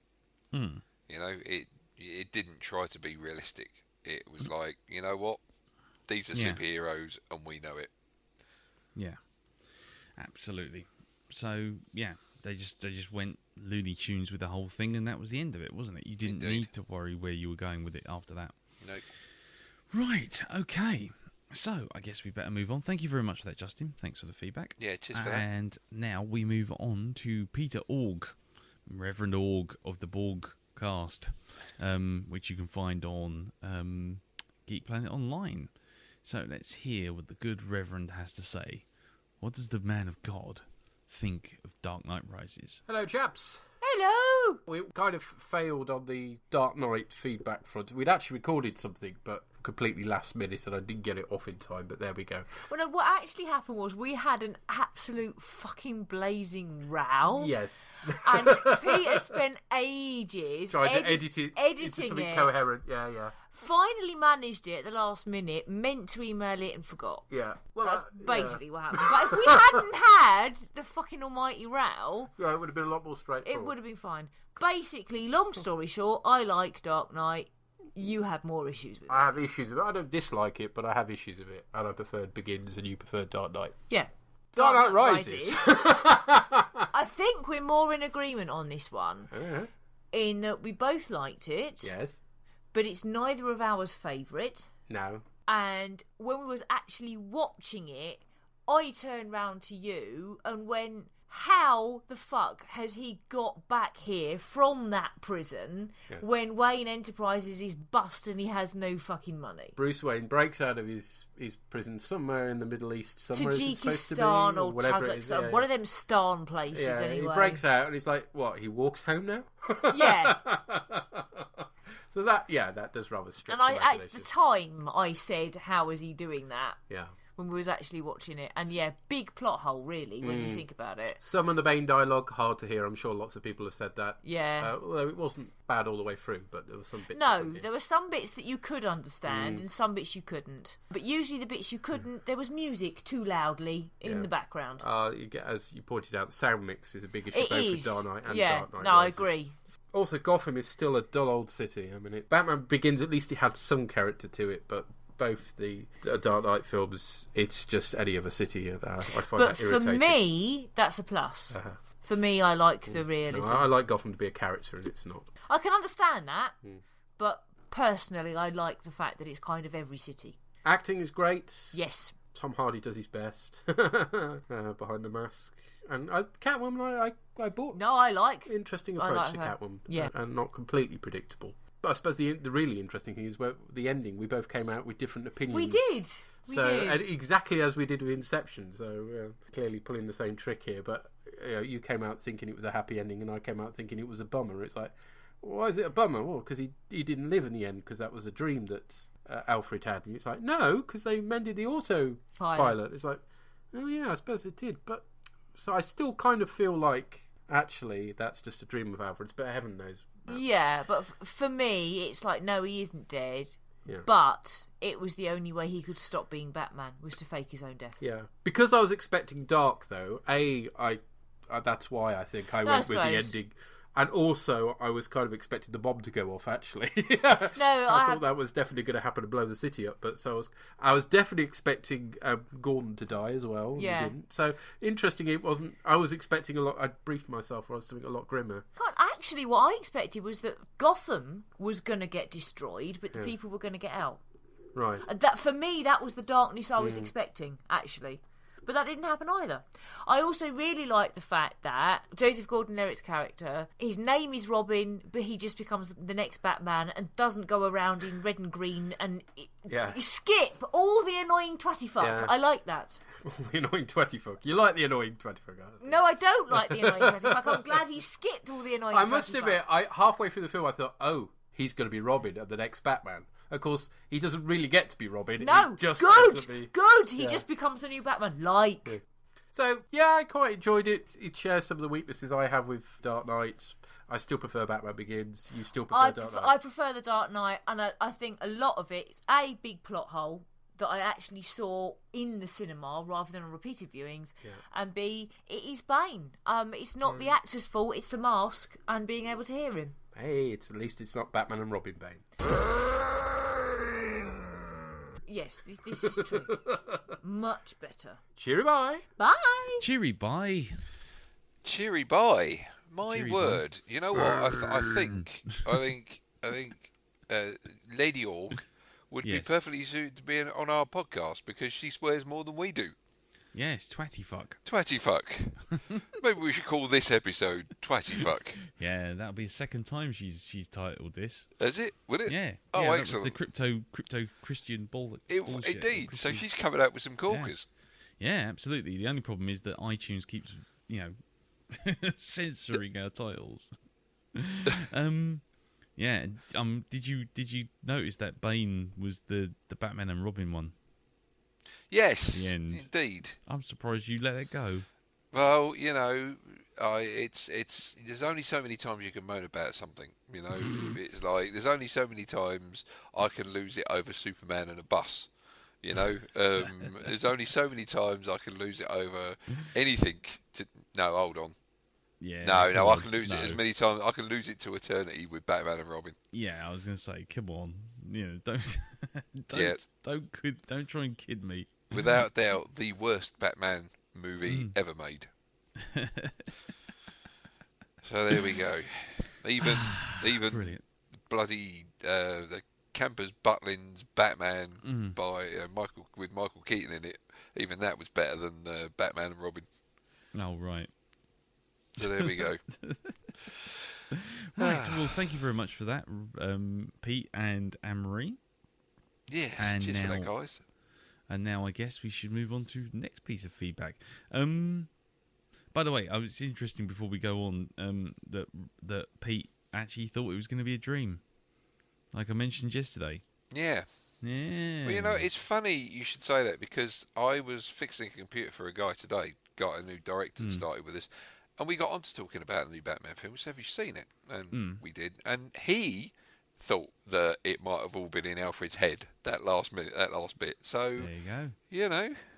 Not the See, only there's one. some traction in there. Yeah, but then I'll shut it down with the whole autopilot thing, you see. So, Yeah. there you go.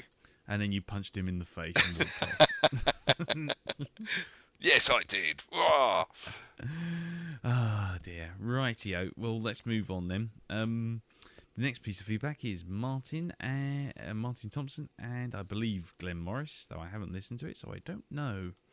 So we shall listen to them, or him, or one of them, or both of them, and let's hear what they have to say about The Dark Knight Rises. Well, hello, Lee and Darren. It's just Martin Thompson this week, although me and Glenn did actually go to a midnight showing on Friday to see Dark Knight Rises. Yeah, definitely enjoyed the film, and I think it was a good trilogy capper as well.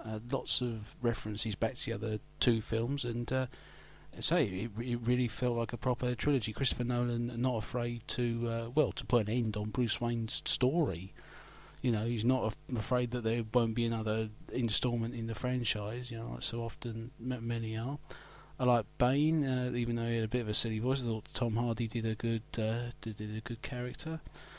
Christian Bale was okay. A film was too long though. It was definitely too long. That'd be amazing.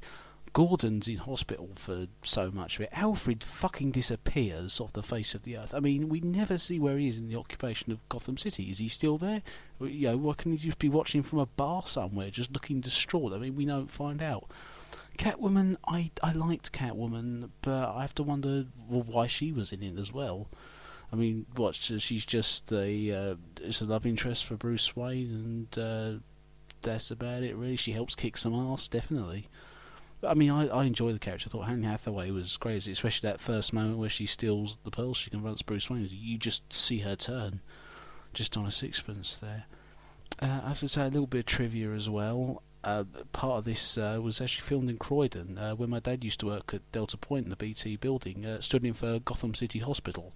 So I recognise the front of it and the reception desk and a lot of some of those corridors there. I remember him coming home one day and saying that there's some people from the new Batman movie film. I thought they were going to blow the thing up, quite frankly. I mean, even though this was the grimmest of the films, possibly, because, I mean, Batman's basically on his arse. He gets his back broken, he's in prison, Gotham City's occupied by Bane. Everything's grim, but I don't mind it. I'm normally tuned to this sort of stuff if it gets too depressing. And I'm sure there will be a lot of people moaning about how Batman managed to magically bend his back together in order to come back to Gotham and confront Bruce Wayne. Sorry, that should be Bane, unless we're heading for some kind of odd Superman 3 territory here. But yeah, overall I enjoyed the film. I don't think it's my favourite of the trilogy, but I haven't really seen it that much. I say I've only seen it the one time, and I've really enjoyed watching these films over the past few weeks, even though I haven't managed to send back feedback in. I've got a new appreciation for Batman Begins, though, I will say that, since we went through it. As well, a better origin story, I think, than Amazing Spider-Man. It certainly showed it how to take an old origin story and redo it for a new set of films. Right, well, anyway, that's my time up, so I'll bid you goodbye. Goodbye, Martin, and thank you. And, well, I took a guess that Glenn would be there, and Glenn wasn't there. Nope. He was all by himself. Yeah, yeah, got a new appreciation for Batman Begins, so there's a positive coming out of it. I mean, I do think you reevaluate all three films based on the third one. Definitely, I think take that away from it. You know, it's even if you're not entirely enthralled by it, that's definitely something it does very well. Oh yeah, definitely. Well, thank you very much for that, Martin. Good feedback as always. Right, so next piece of feedback is from Sean McGowan. And he did send a little caveat with his, saying that he tried to get the feedback down, but he still just couldn't do it. He just couldn't do it. He still tapped at 7 minutes.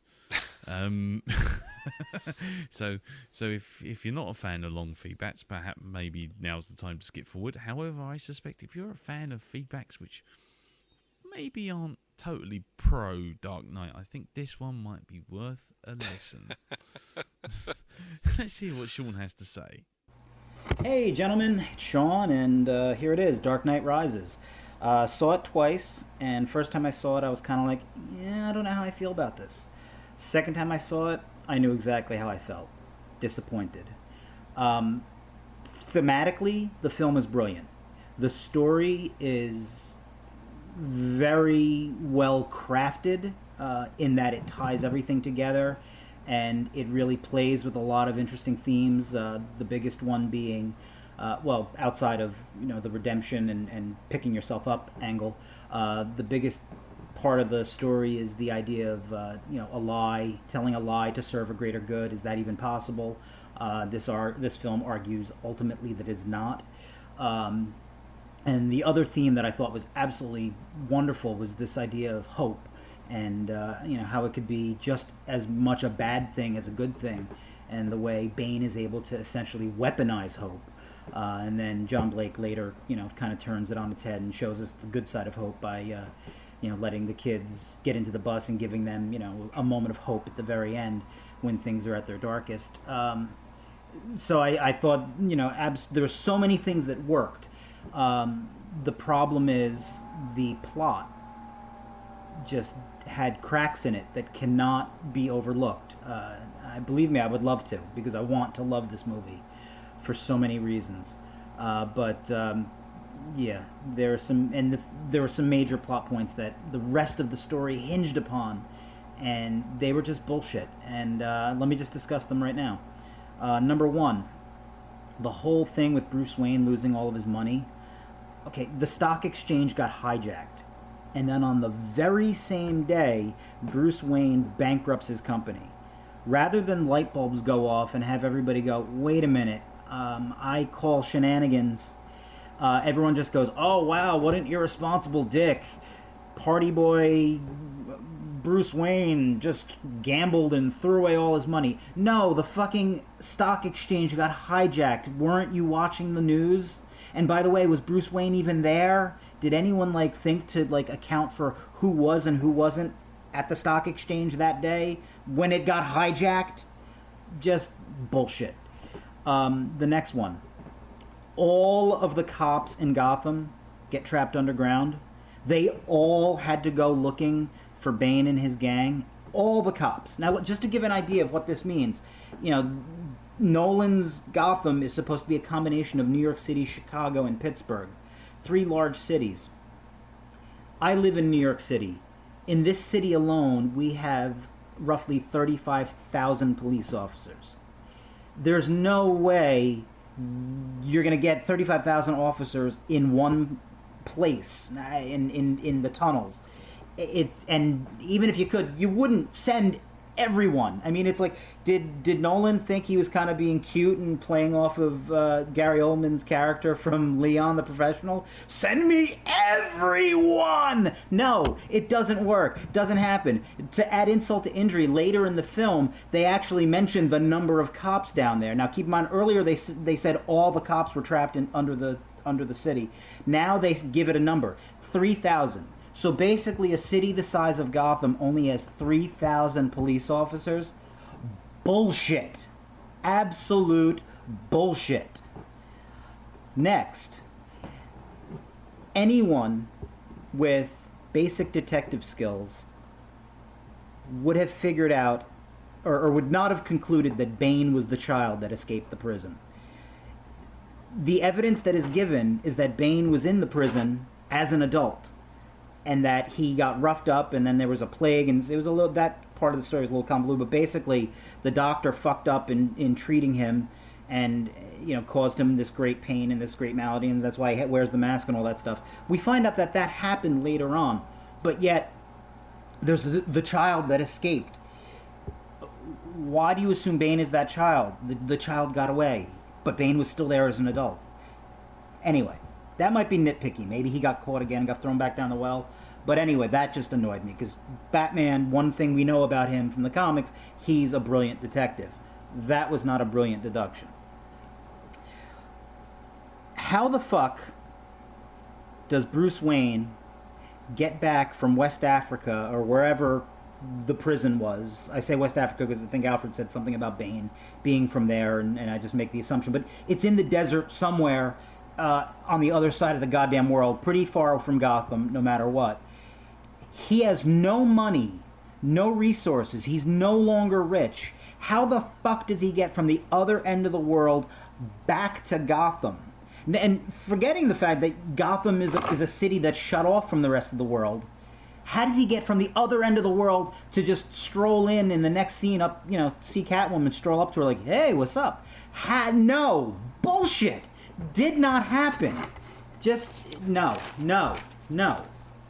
And then the final insult.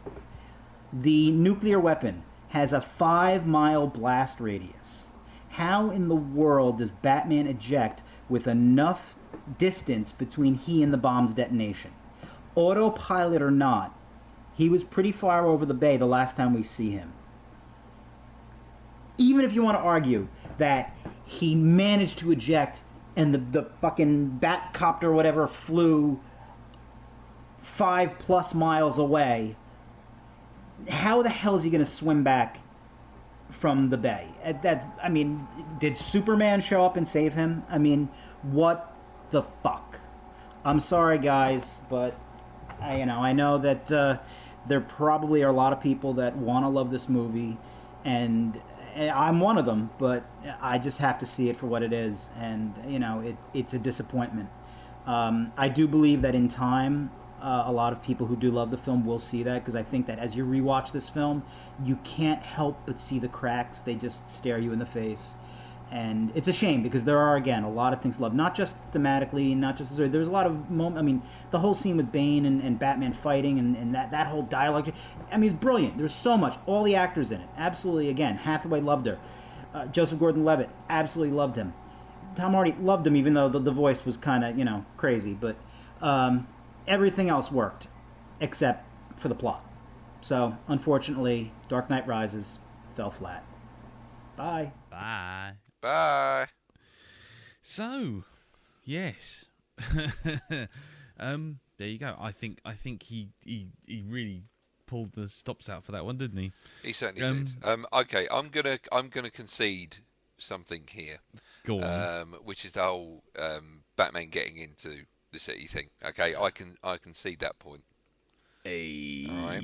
Okay. Fair Strike enough. one for Team Cynics. Hey. Well, so what yeah. changed your mind? No, it's just I don't know. Maybe I was sort of like a bit strung out last night, taking the line of argument that I took. But that's fine. It still doesn't change my mind. I still enjoyed the film. Oh no, I never said you didn't. Go. I'm just no, but I do concede it. Yeah. And I think, to be fair, I think I was pretty much, the things that people complained about, I can see those. I'm not sort of like, this isn't a blind love or anything of the film. That's how I came out of it. It's it is not a film you can see. You can see it's a film with flaws. Yeah. I just love Sean's little comment about the fact that 3,000 cops are down a hole and that's the entire Yes. city. Indeed.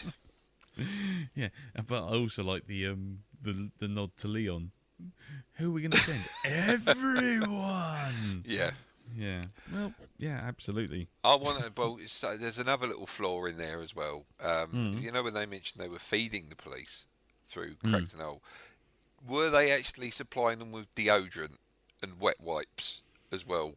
I'm just reminded of the Chilean miners' Twitter feed. we're using our credit cards to play Snap. Yeah. Pablo's got a Visa card. He always wins. You know what? I think the smell of BO would have floored most of those criminals anyway, to tell you the truth. Because if they've been down there all that time, you know, they are going to smell a bit ripe. I think so. I think you've done well to feed 3,000 people via a sewer door. Hole. Anyway, well, thank you very much for that, Sean. I think that's really put the boot in for old Dark Knight Rises, and I have to say the bits that he brought up, I'm quite pleased to say that I brought them up earlier as well. So I'm not the only one seeing this shit. No, not at all. Right, okay, so next piece of feedback, second to last piece of feedback, is from Brandy and Dave of the Inside Outcast, which you can find on Geek Planet Online and on iTunes. So, let's hear what our other American listeners, feedbackers, thought of The Dark Knight Rises. Hi, Blackdog. Greetings. So, shall you begin with Bane? But so he's a big guy on drugs. Woo-hoo. And in the movie, yeah, he had a lot of speeches. But still, I can't understand how he could inspire such loyalty in people. Yeah, it didn't make sense. He just seemed to be a goon to me, a mercenary. Yeah. So how did he get people to actually die for him? They try to make him seem like he has this heart of gold because he protected the kid. Oh, fuck that. I don't buy any of it. None of it was... Okay, Tom Hardy did a great job for what he was given. I'm not dissing Tom Hardy.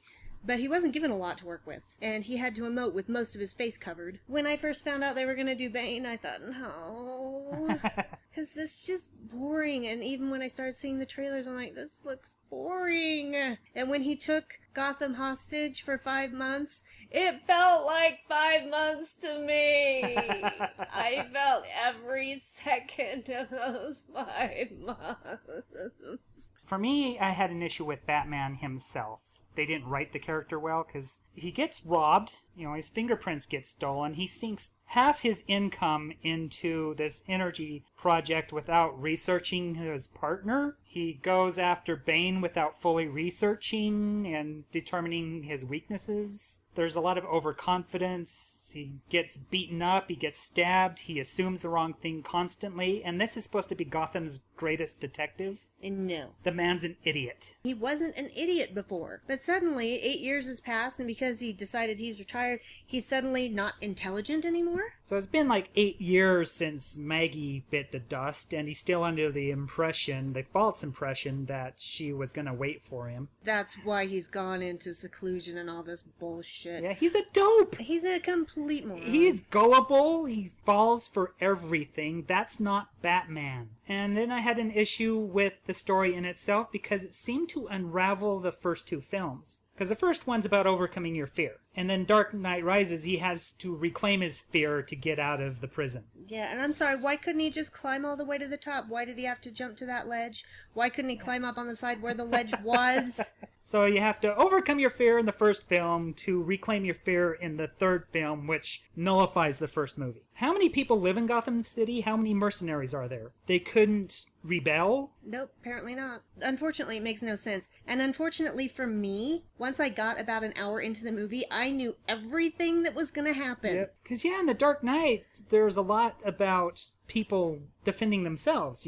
Batman was an inspiration, and so they took a stand against criminals. But in the third movie, that gets nullified as well. Dark Knight Rises just unravels everything that happened before, and it's long and boring and has plot holes like, how did Bruce Wayne get back to Gotham from the prison? And he happens to arrive on the last day when the neutron bomb's about to blow up. How convenient. Yeah, I can see why they do that for dramatic effect, but, you expect a little bit more from Nolan because he's so grounded in reality, but the stuff that he paid attention to was so unnecessary and just made the film so freaking long. Like the whole board member thing. That could have been completely cut out. Matthew Modine, lose the character completely. Don't need him. Added nothing to the story whatsoever. Even Joseph Gordon-Levitt, you don't necessarily need, but I can see why he's in the film. Yeah, because the film is Robin Begins. Yeah, it's Robin Begins. I swear Joseph Gordon-Levitt had more screen time than Christian Bale. And probably more dialogue. Even though he completely failed with trying to save the kids.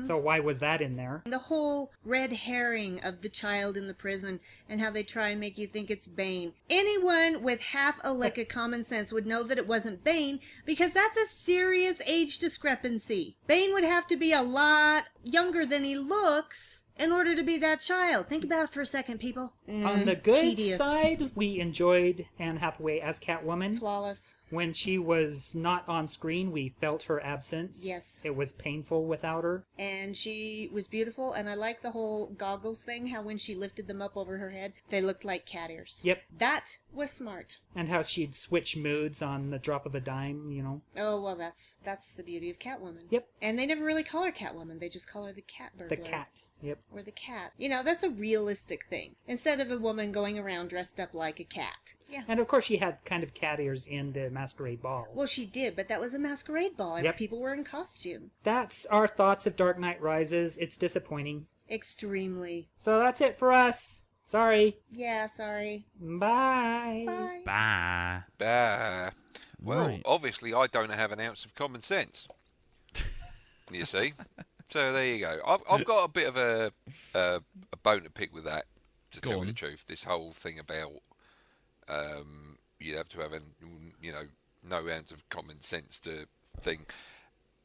Basically, I don't remember them actually quoting a year when this person climbed out of the pit. I don't remember anything like that. So I don't know how you can really judge about the passage of time where that person's concerned. There's a discrepancy in there anyway, I'm afraid.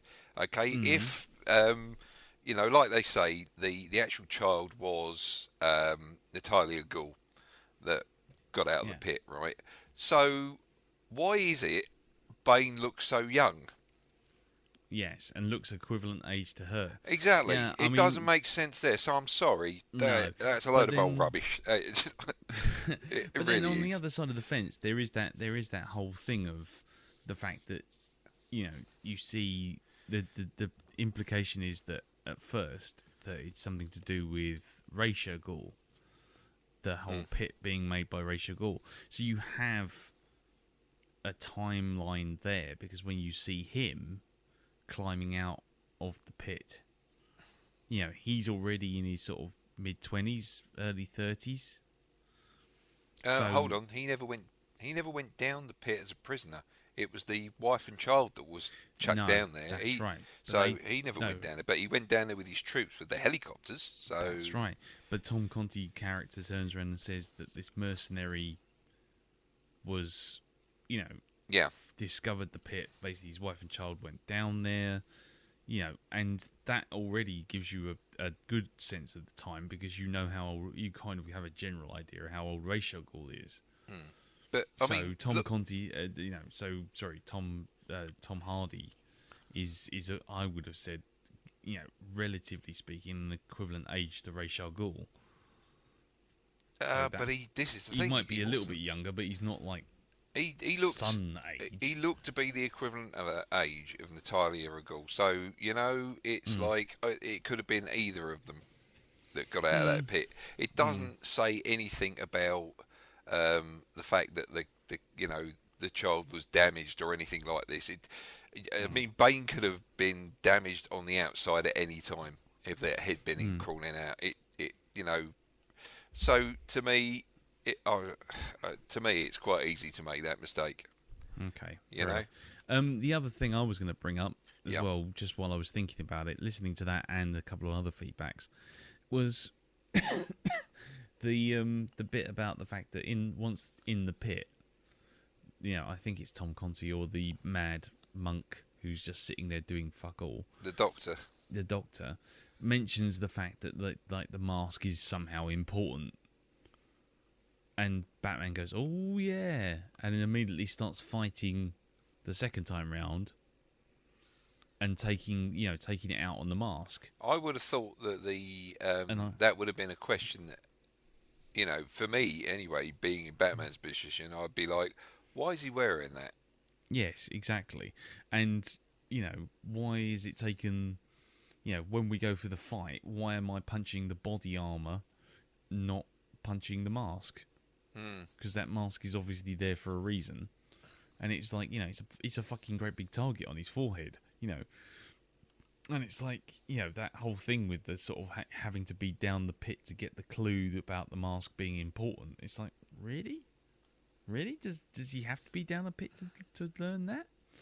Wouldn't he have kind of deduced that there was something important to that mask which clearly has tubes and weird stuff going into it? Yeah. But, hey ho, never mind. They didn't have to do the whole pain thing with him anyway. I mean, they could have still done a variation on the whole Venom. I mean, there are drugs out there. Let's see, angel dust for one thing. Yeah, PCP. PCP that give you the impression you're indestructible, and to a certain extent, I suppose they do kind of boost your strength through aggression. Yeah, but it also, I'll tell you one other thing that I was thinking about the other day. I should have brought it up earlier on in the cast. Was the fact that it feels a bit like a Bond. He feels like a Bond villain in this, insofar as you remember the Robert Carlyle one in World Is Not Enough. Yes, the one where he doesn't feel any pain. Exactly, and he's kind of like, you kind of think he's like the main henchman. You think he's the main villain all the way through it until about halfway through, when suddenly it reveals that the lady who Bond has been protecting and looking after and checking out, and being, sort of, overprotective to, actually turns out to be the actual head of the whole organisation. And it's like, oh my god, please tell me that Dark Knight Rises isn't a remake of World Is Not Enough. I think it probably would have added something to Bane to think that, he's quite a big chap, he knows how to fight, plus he can't feel pain. It's like, if you had that in it, that's, the gas probably makes it a total, no, I don't suppose, well, I suppose you could say anaesthetic really, or sort of like, numbing the nerve endings. Yeah. Well, give it that sort of effect. That in itself is kind of, bloody all fine. So no matter what I do to this bloke, he's not really going to feel it. And that is an added. They could have had that in there, I think. Yeah, they could have done a lot of things with Bane, but yeah. And of course, I didn't bring this up last night, but I did bring it up at the Shonky Lab thing with Pete, didn't I? The fact that he's sitting there and he's so engrossed with punching the fuck out of Batman, he doesn't notice Anne Hathaway on a 20-foot long bike crashing through a wall. Have it. Bang! Putting a gun to his chest and then pulling the trigger. It's like, really? You didn't hear that? You didn't notice that? Well, could you see that? Could you see much with that great big thing over your face? I mean, Yeah, you still got to hear it, though. I mean, maybe she maybe she walked the bike up. It's as I said, it's at the time, it's like the Jurassic Park ending. It's like, so no one noticed the T-Rex creeping in through the back door. Yeah. To save everyone from the Velociraptors at the last minute. Oh shit, that's a surprise. Best stealth ninja T-Rex. Anyway, right, okay, well, thank you very much for that, Dave. Thank you very much, Brandy. Yeah, cheers, Dave. Cheers, Brandy. And of course, you can hear Dave and Brandy on the Inside Out cast on Geek Planet Online and on iTunes. Right, so now it's time for, well, in the intervening period, when we got this feedback, this wasn't the case. But now we got the feedback, it is the case. It's the birthday boy.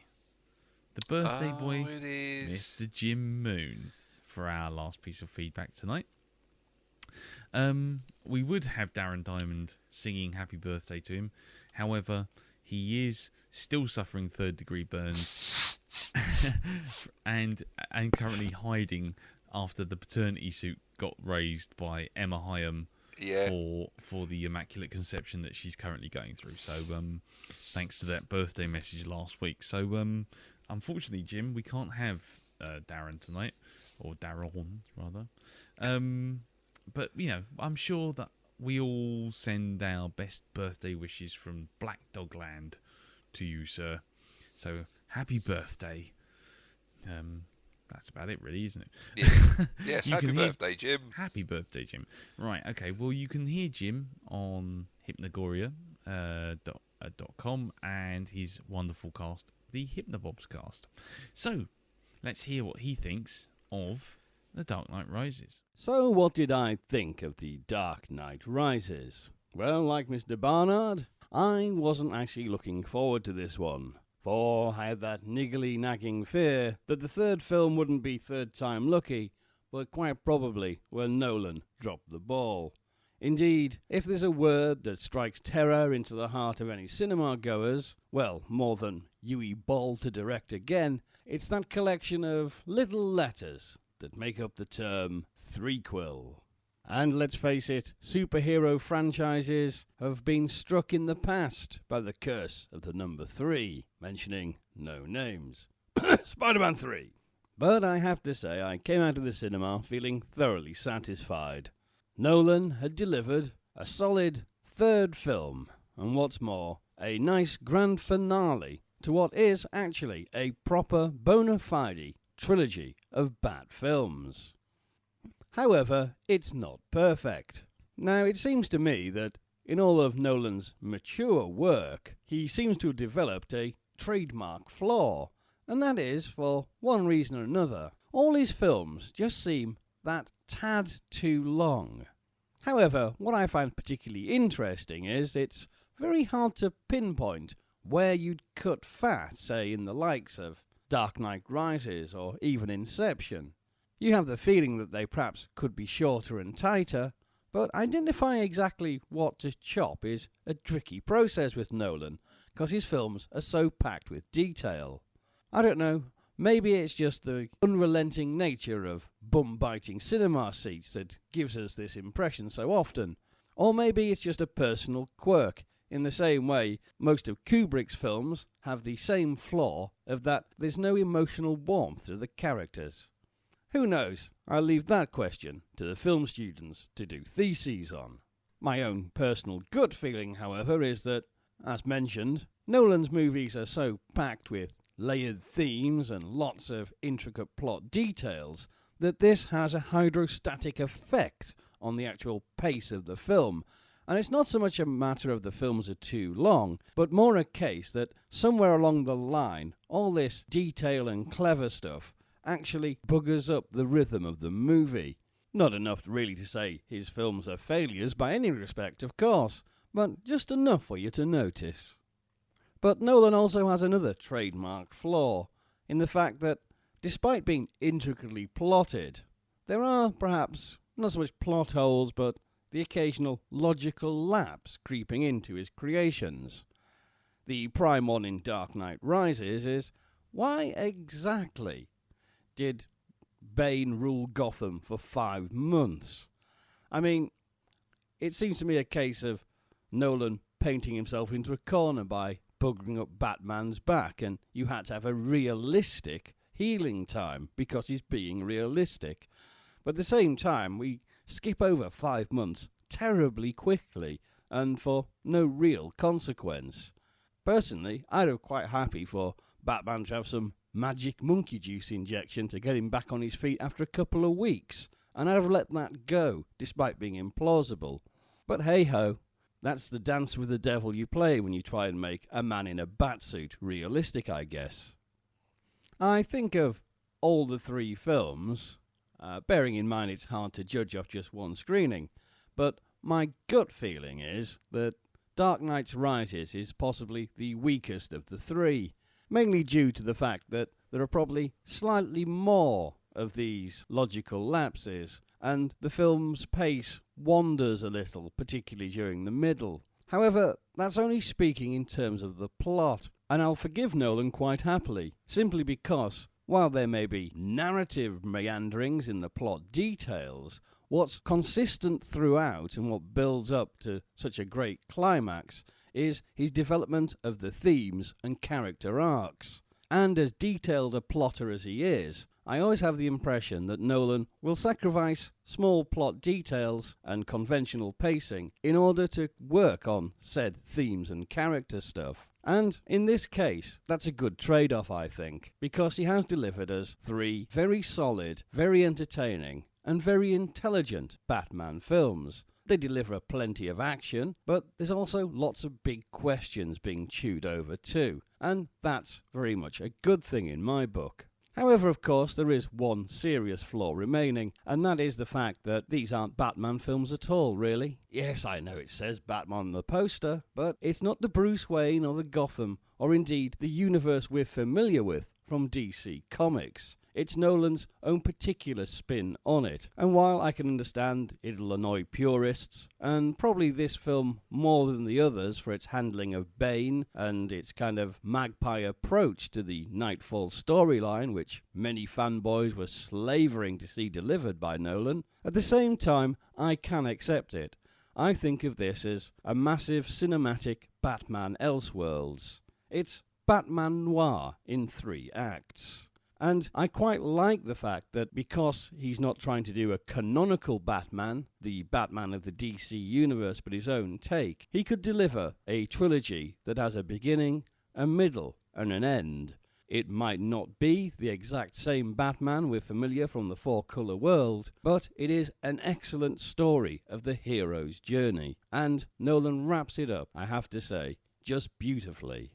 And all I ask of the movie gods is, please, please, please, DC, stick to your guns. And when Batman returns to the screen, do it in another universe. Don't hire some cack-handed floozy to try and make a 4th chapter in Nolan's Batman noir. Right, thank you very much for that, Jim. Yeah, cheers, Jim. I wholeheartedly agree. I have to say, if even regardless of the faults, these 3 films have been solid. I think that's fair to say. Yeah. I mean, it hasn't gone from like Batman to Batman Returns to blooming Batman Forever, which is like a slippery slope of shit, to be honest. But it has been solid. I mean, faults aside, you can't say that any one of the 3 films is actually rubbish. Yeah. And you got to go some to sort of be able to turn around and say that with a straight face.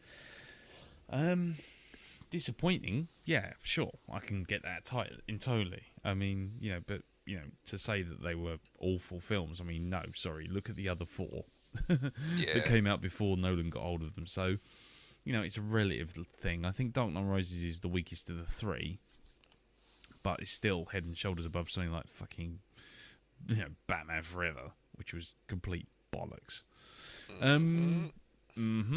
So there you go. And yes, I would like to sign my name on the petition that says don't ever try and make a part 4. Just go and make a new reboot. Go make a different thing. I think we need to take it in the comic book direction. Now we've done the realism. Let's give it a decent story. Let's need I say it, Avengerize it. You know what? That's not a bad idea. I mean, there was an article, I think it was on Badass Digest, where they sort of did, where to take it next, what to do with it next. And yes, I think don't do the origin again. We know the origin. Yeah. Just make it a Batman that's different, unique. Do another take on it. Don't try and do more of the same with Nolan's style. I think they need to give us an established Batman story. As in, Batman's been working the streets for God knows how long. Fine, if you have to do the origin, do it. Exactly. Do it in credit form. Take a leaf out of the Watchman's book and just do it in there. do it like that. Yeah, or was it the Hulk? Yeah, that. I mean, well, I think, do you know what? The Watchmen, as far as I'm concerned anyway, is the first one to effectively do that. So with times they are changing. Exactly. I call it the Watchmen effect. So I know they've done it in other films, but I think we're forgetting where that was most effectively used, and that was the Watchmen. True. Which was probably one of the best credit sequence in any film, I think. Absolutely. No disagreement from me there. Yeah. So there you have it. So that's the end of all 3 of our Batman films. Gosh. Whew, that was a journey, wasn't it? It was. But we came out the other side. Woohoo! We have. We are in the light. So, yes, thank you to everyone who's fed back over the course of these 3 films. Yeah. Thank you to everyone who stuck with us through what now I would imagine is going to amount to a 3.5-hour podcast. And and we're obviously going to be off next week. However, that doesn't let you off. No, it doesn't let you off watching a film or 2 and feeding back on it. Now, the film when we come back, which I believe we'll come back on the 14th. So when we come back on the 14th, which will be the last podcast before Darren becomes a married man. Yeah, before I am tagged and bagged. Before you are tagged and bagged, indeed. Will be a small independent film, which came out of nowhere.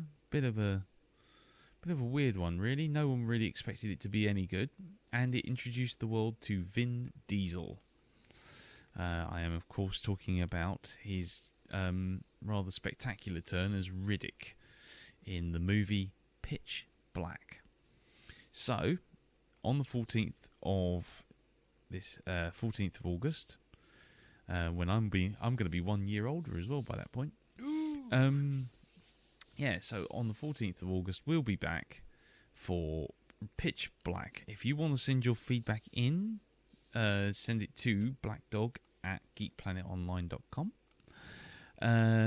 Hit me up on Twitter, I'm CartoonBeardy, or leave it on the Facebook group, which is the Blackdog Podcast, which you can find it at facebook.com/theblackdogpodcast. And that's it, really. Thank you very much for listening. Thank you, Darren, for joining me again. No problem. Second day in a row. And I'll catch everyone in about 10 days' time, I guess. Indeedy. Yeah, I'm going to be off having some fun times in Tenerife. Oh, yeah. Well, for a week anyway. So I shall see you all soon. Thank you again for listening. Thank you, Darren. And take care, and we'll see you for Pitch Black next week. Oh, the week after, rather. Take care. Bye-bye. Now is the time to say goodbye. Goodbye. Now is the time to yield a sigh. Yield it, yield it. Now is the time to wend our way until we meet again some sunny day. Goodbye, goodbye. We're leaving you, Skeletor. Goodbye. We wish you fun. Goodbye. Goodbye. Goodbye. Goodbye. We're leaving you, Skeletor. Goodbye. We wish you fun. Goodbye.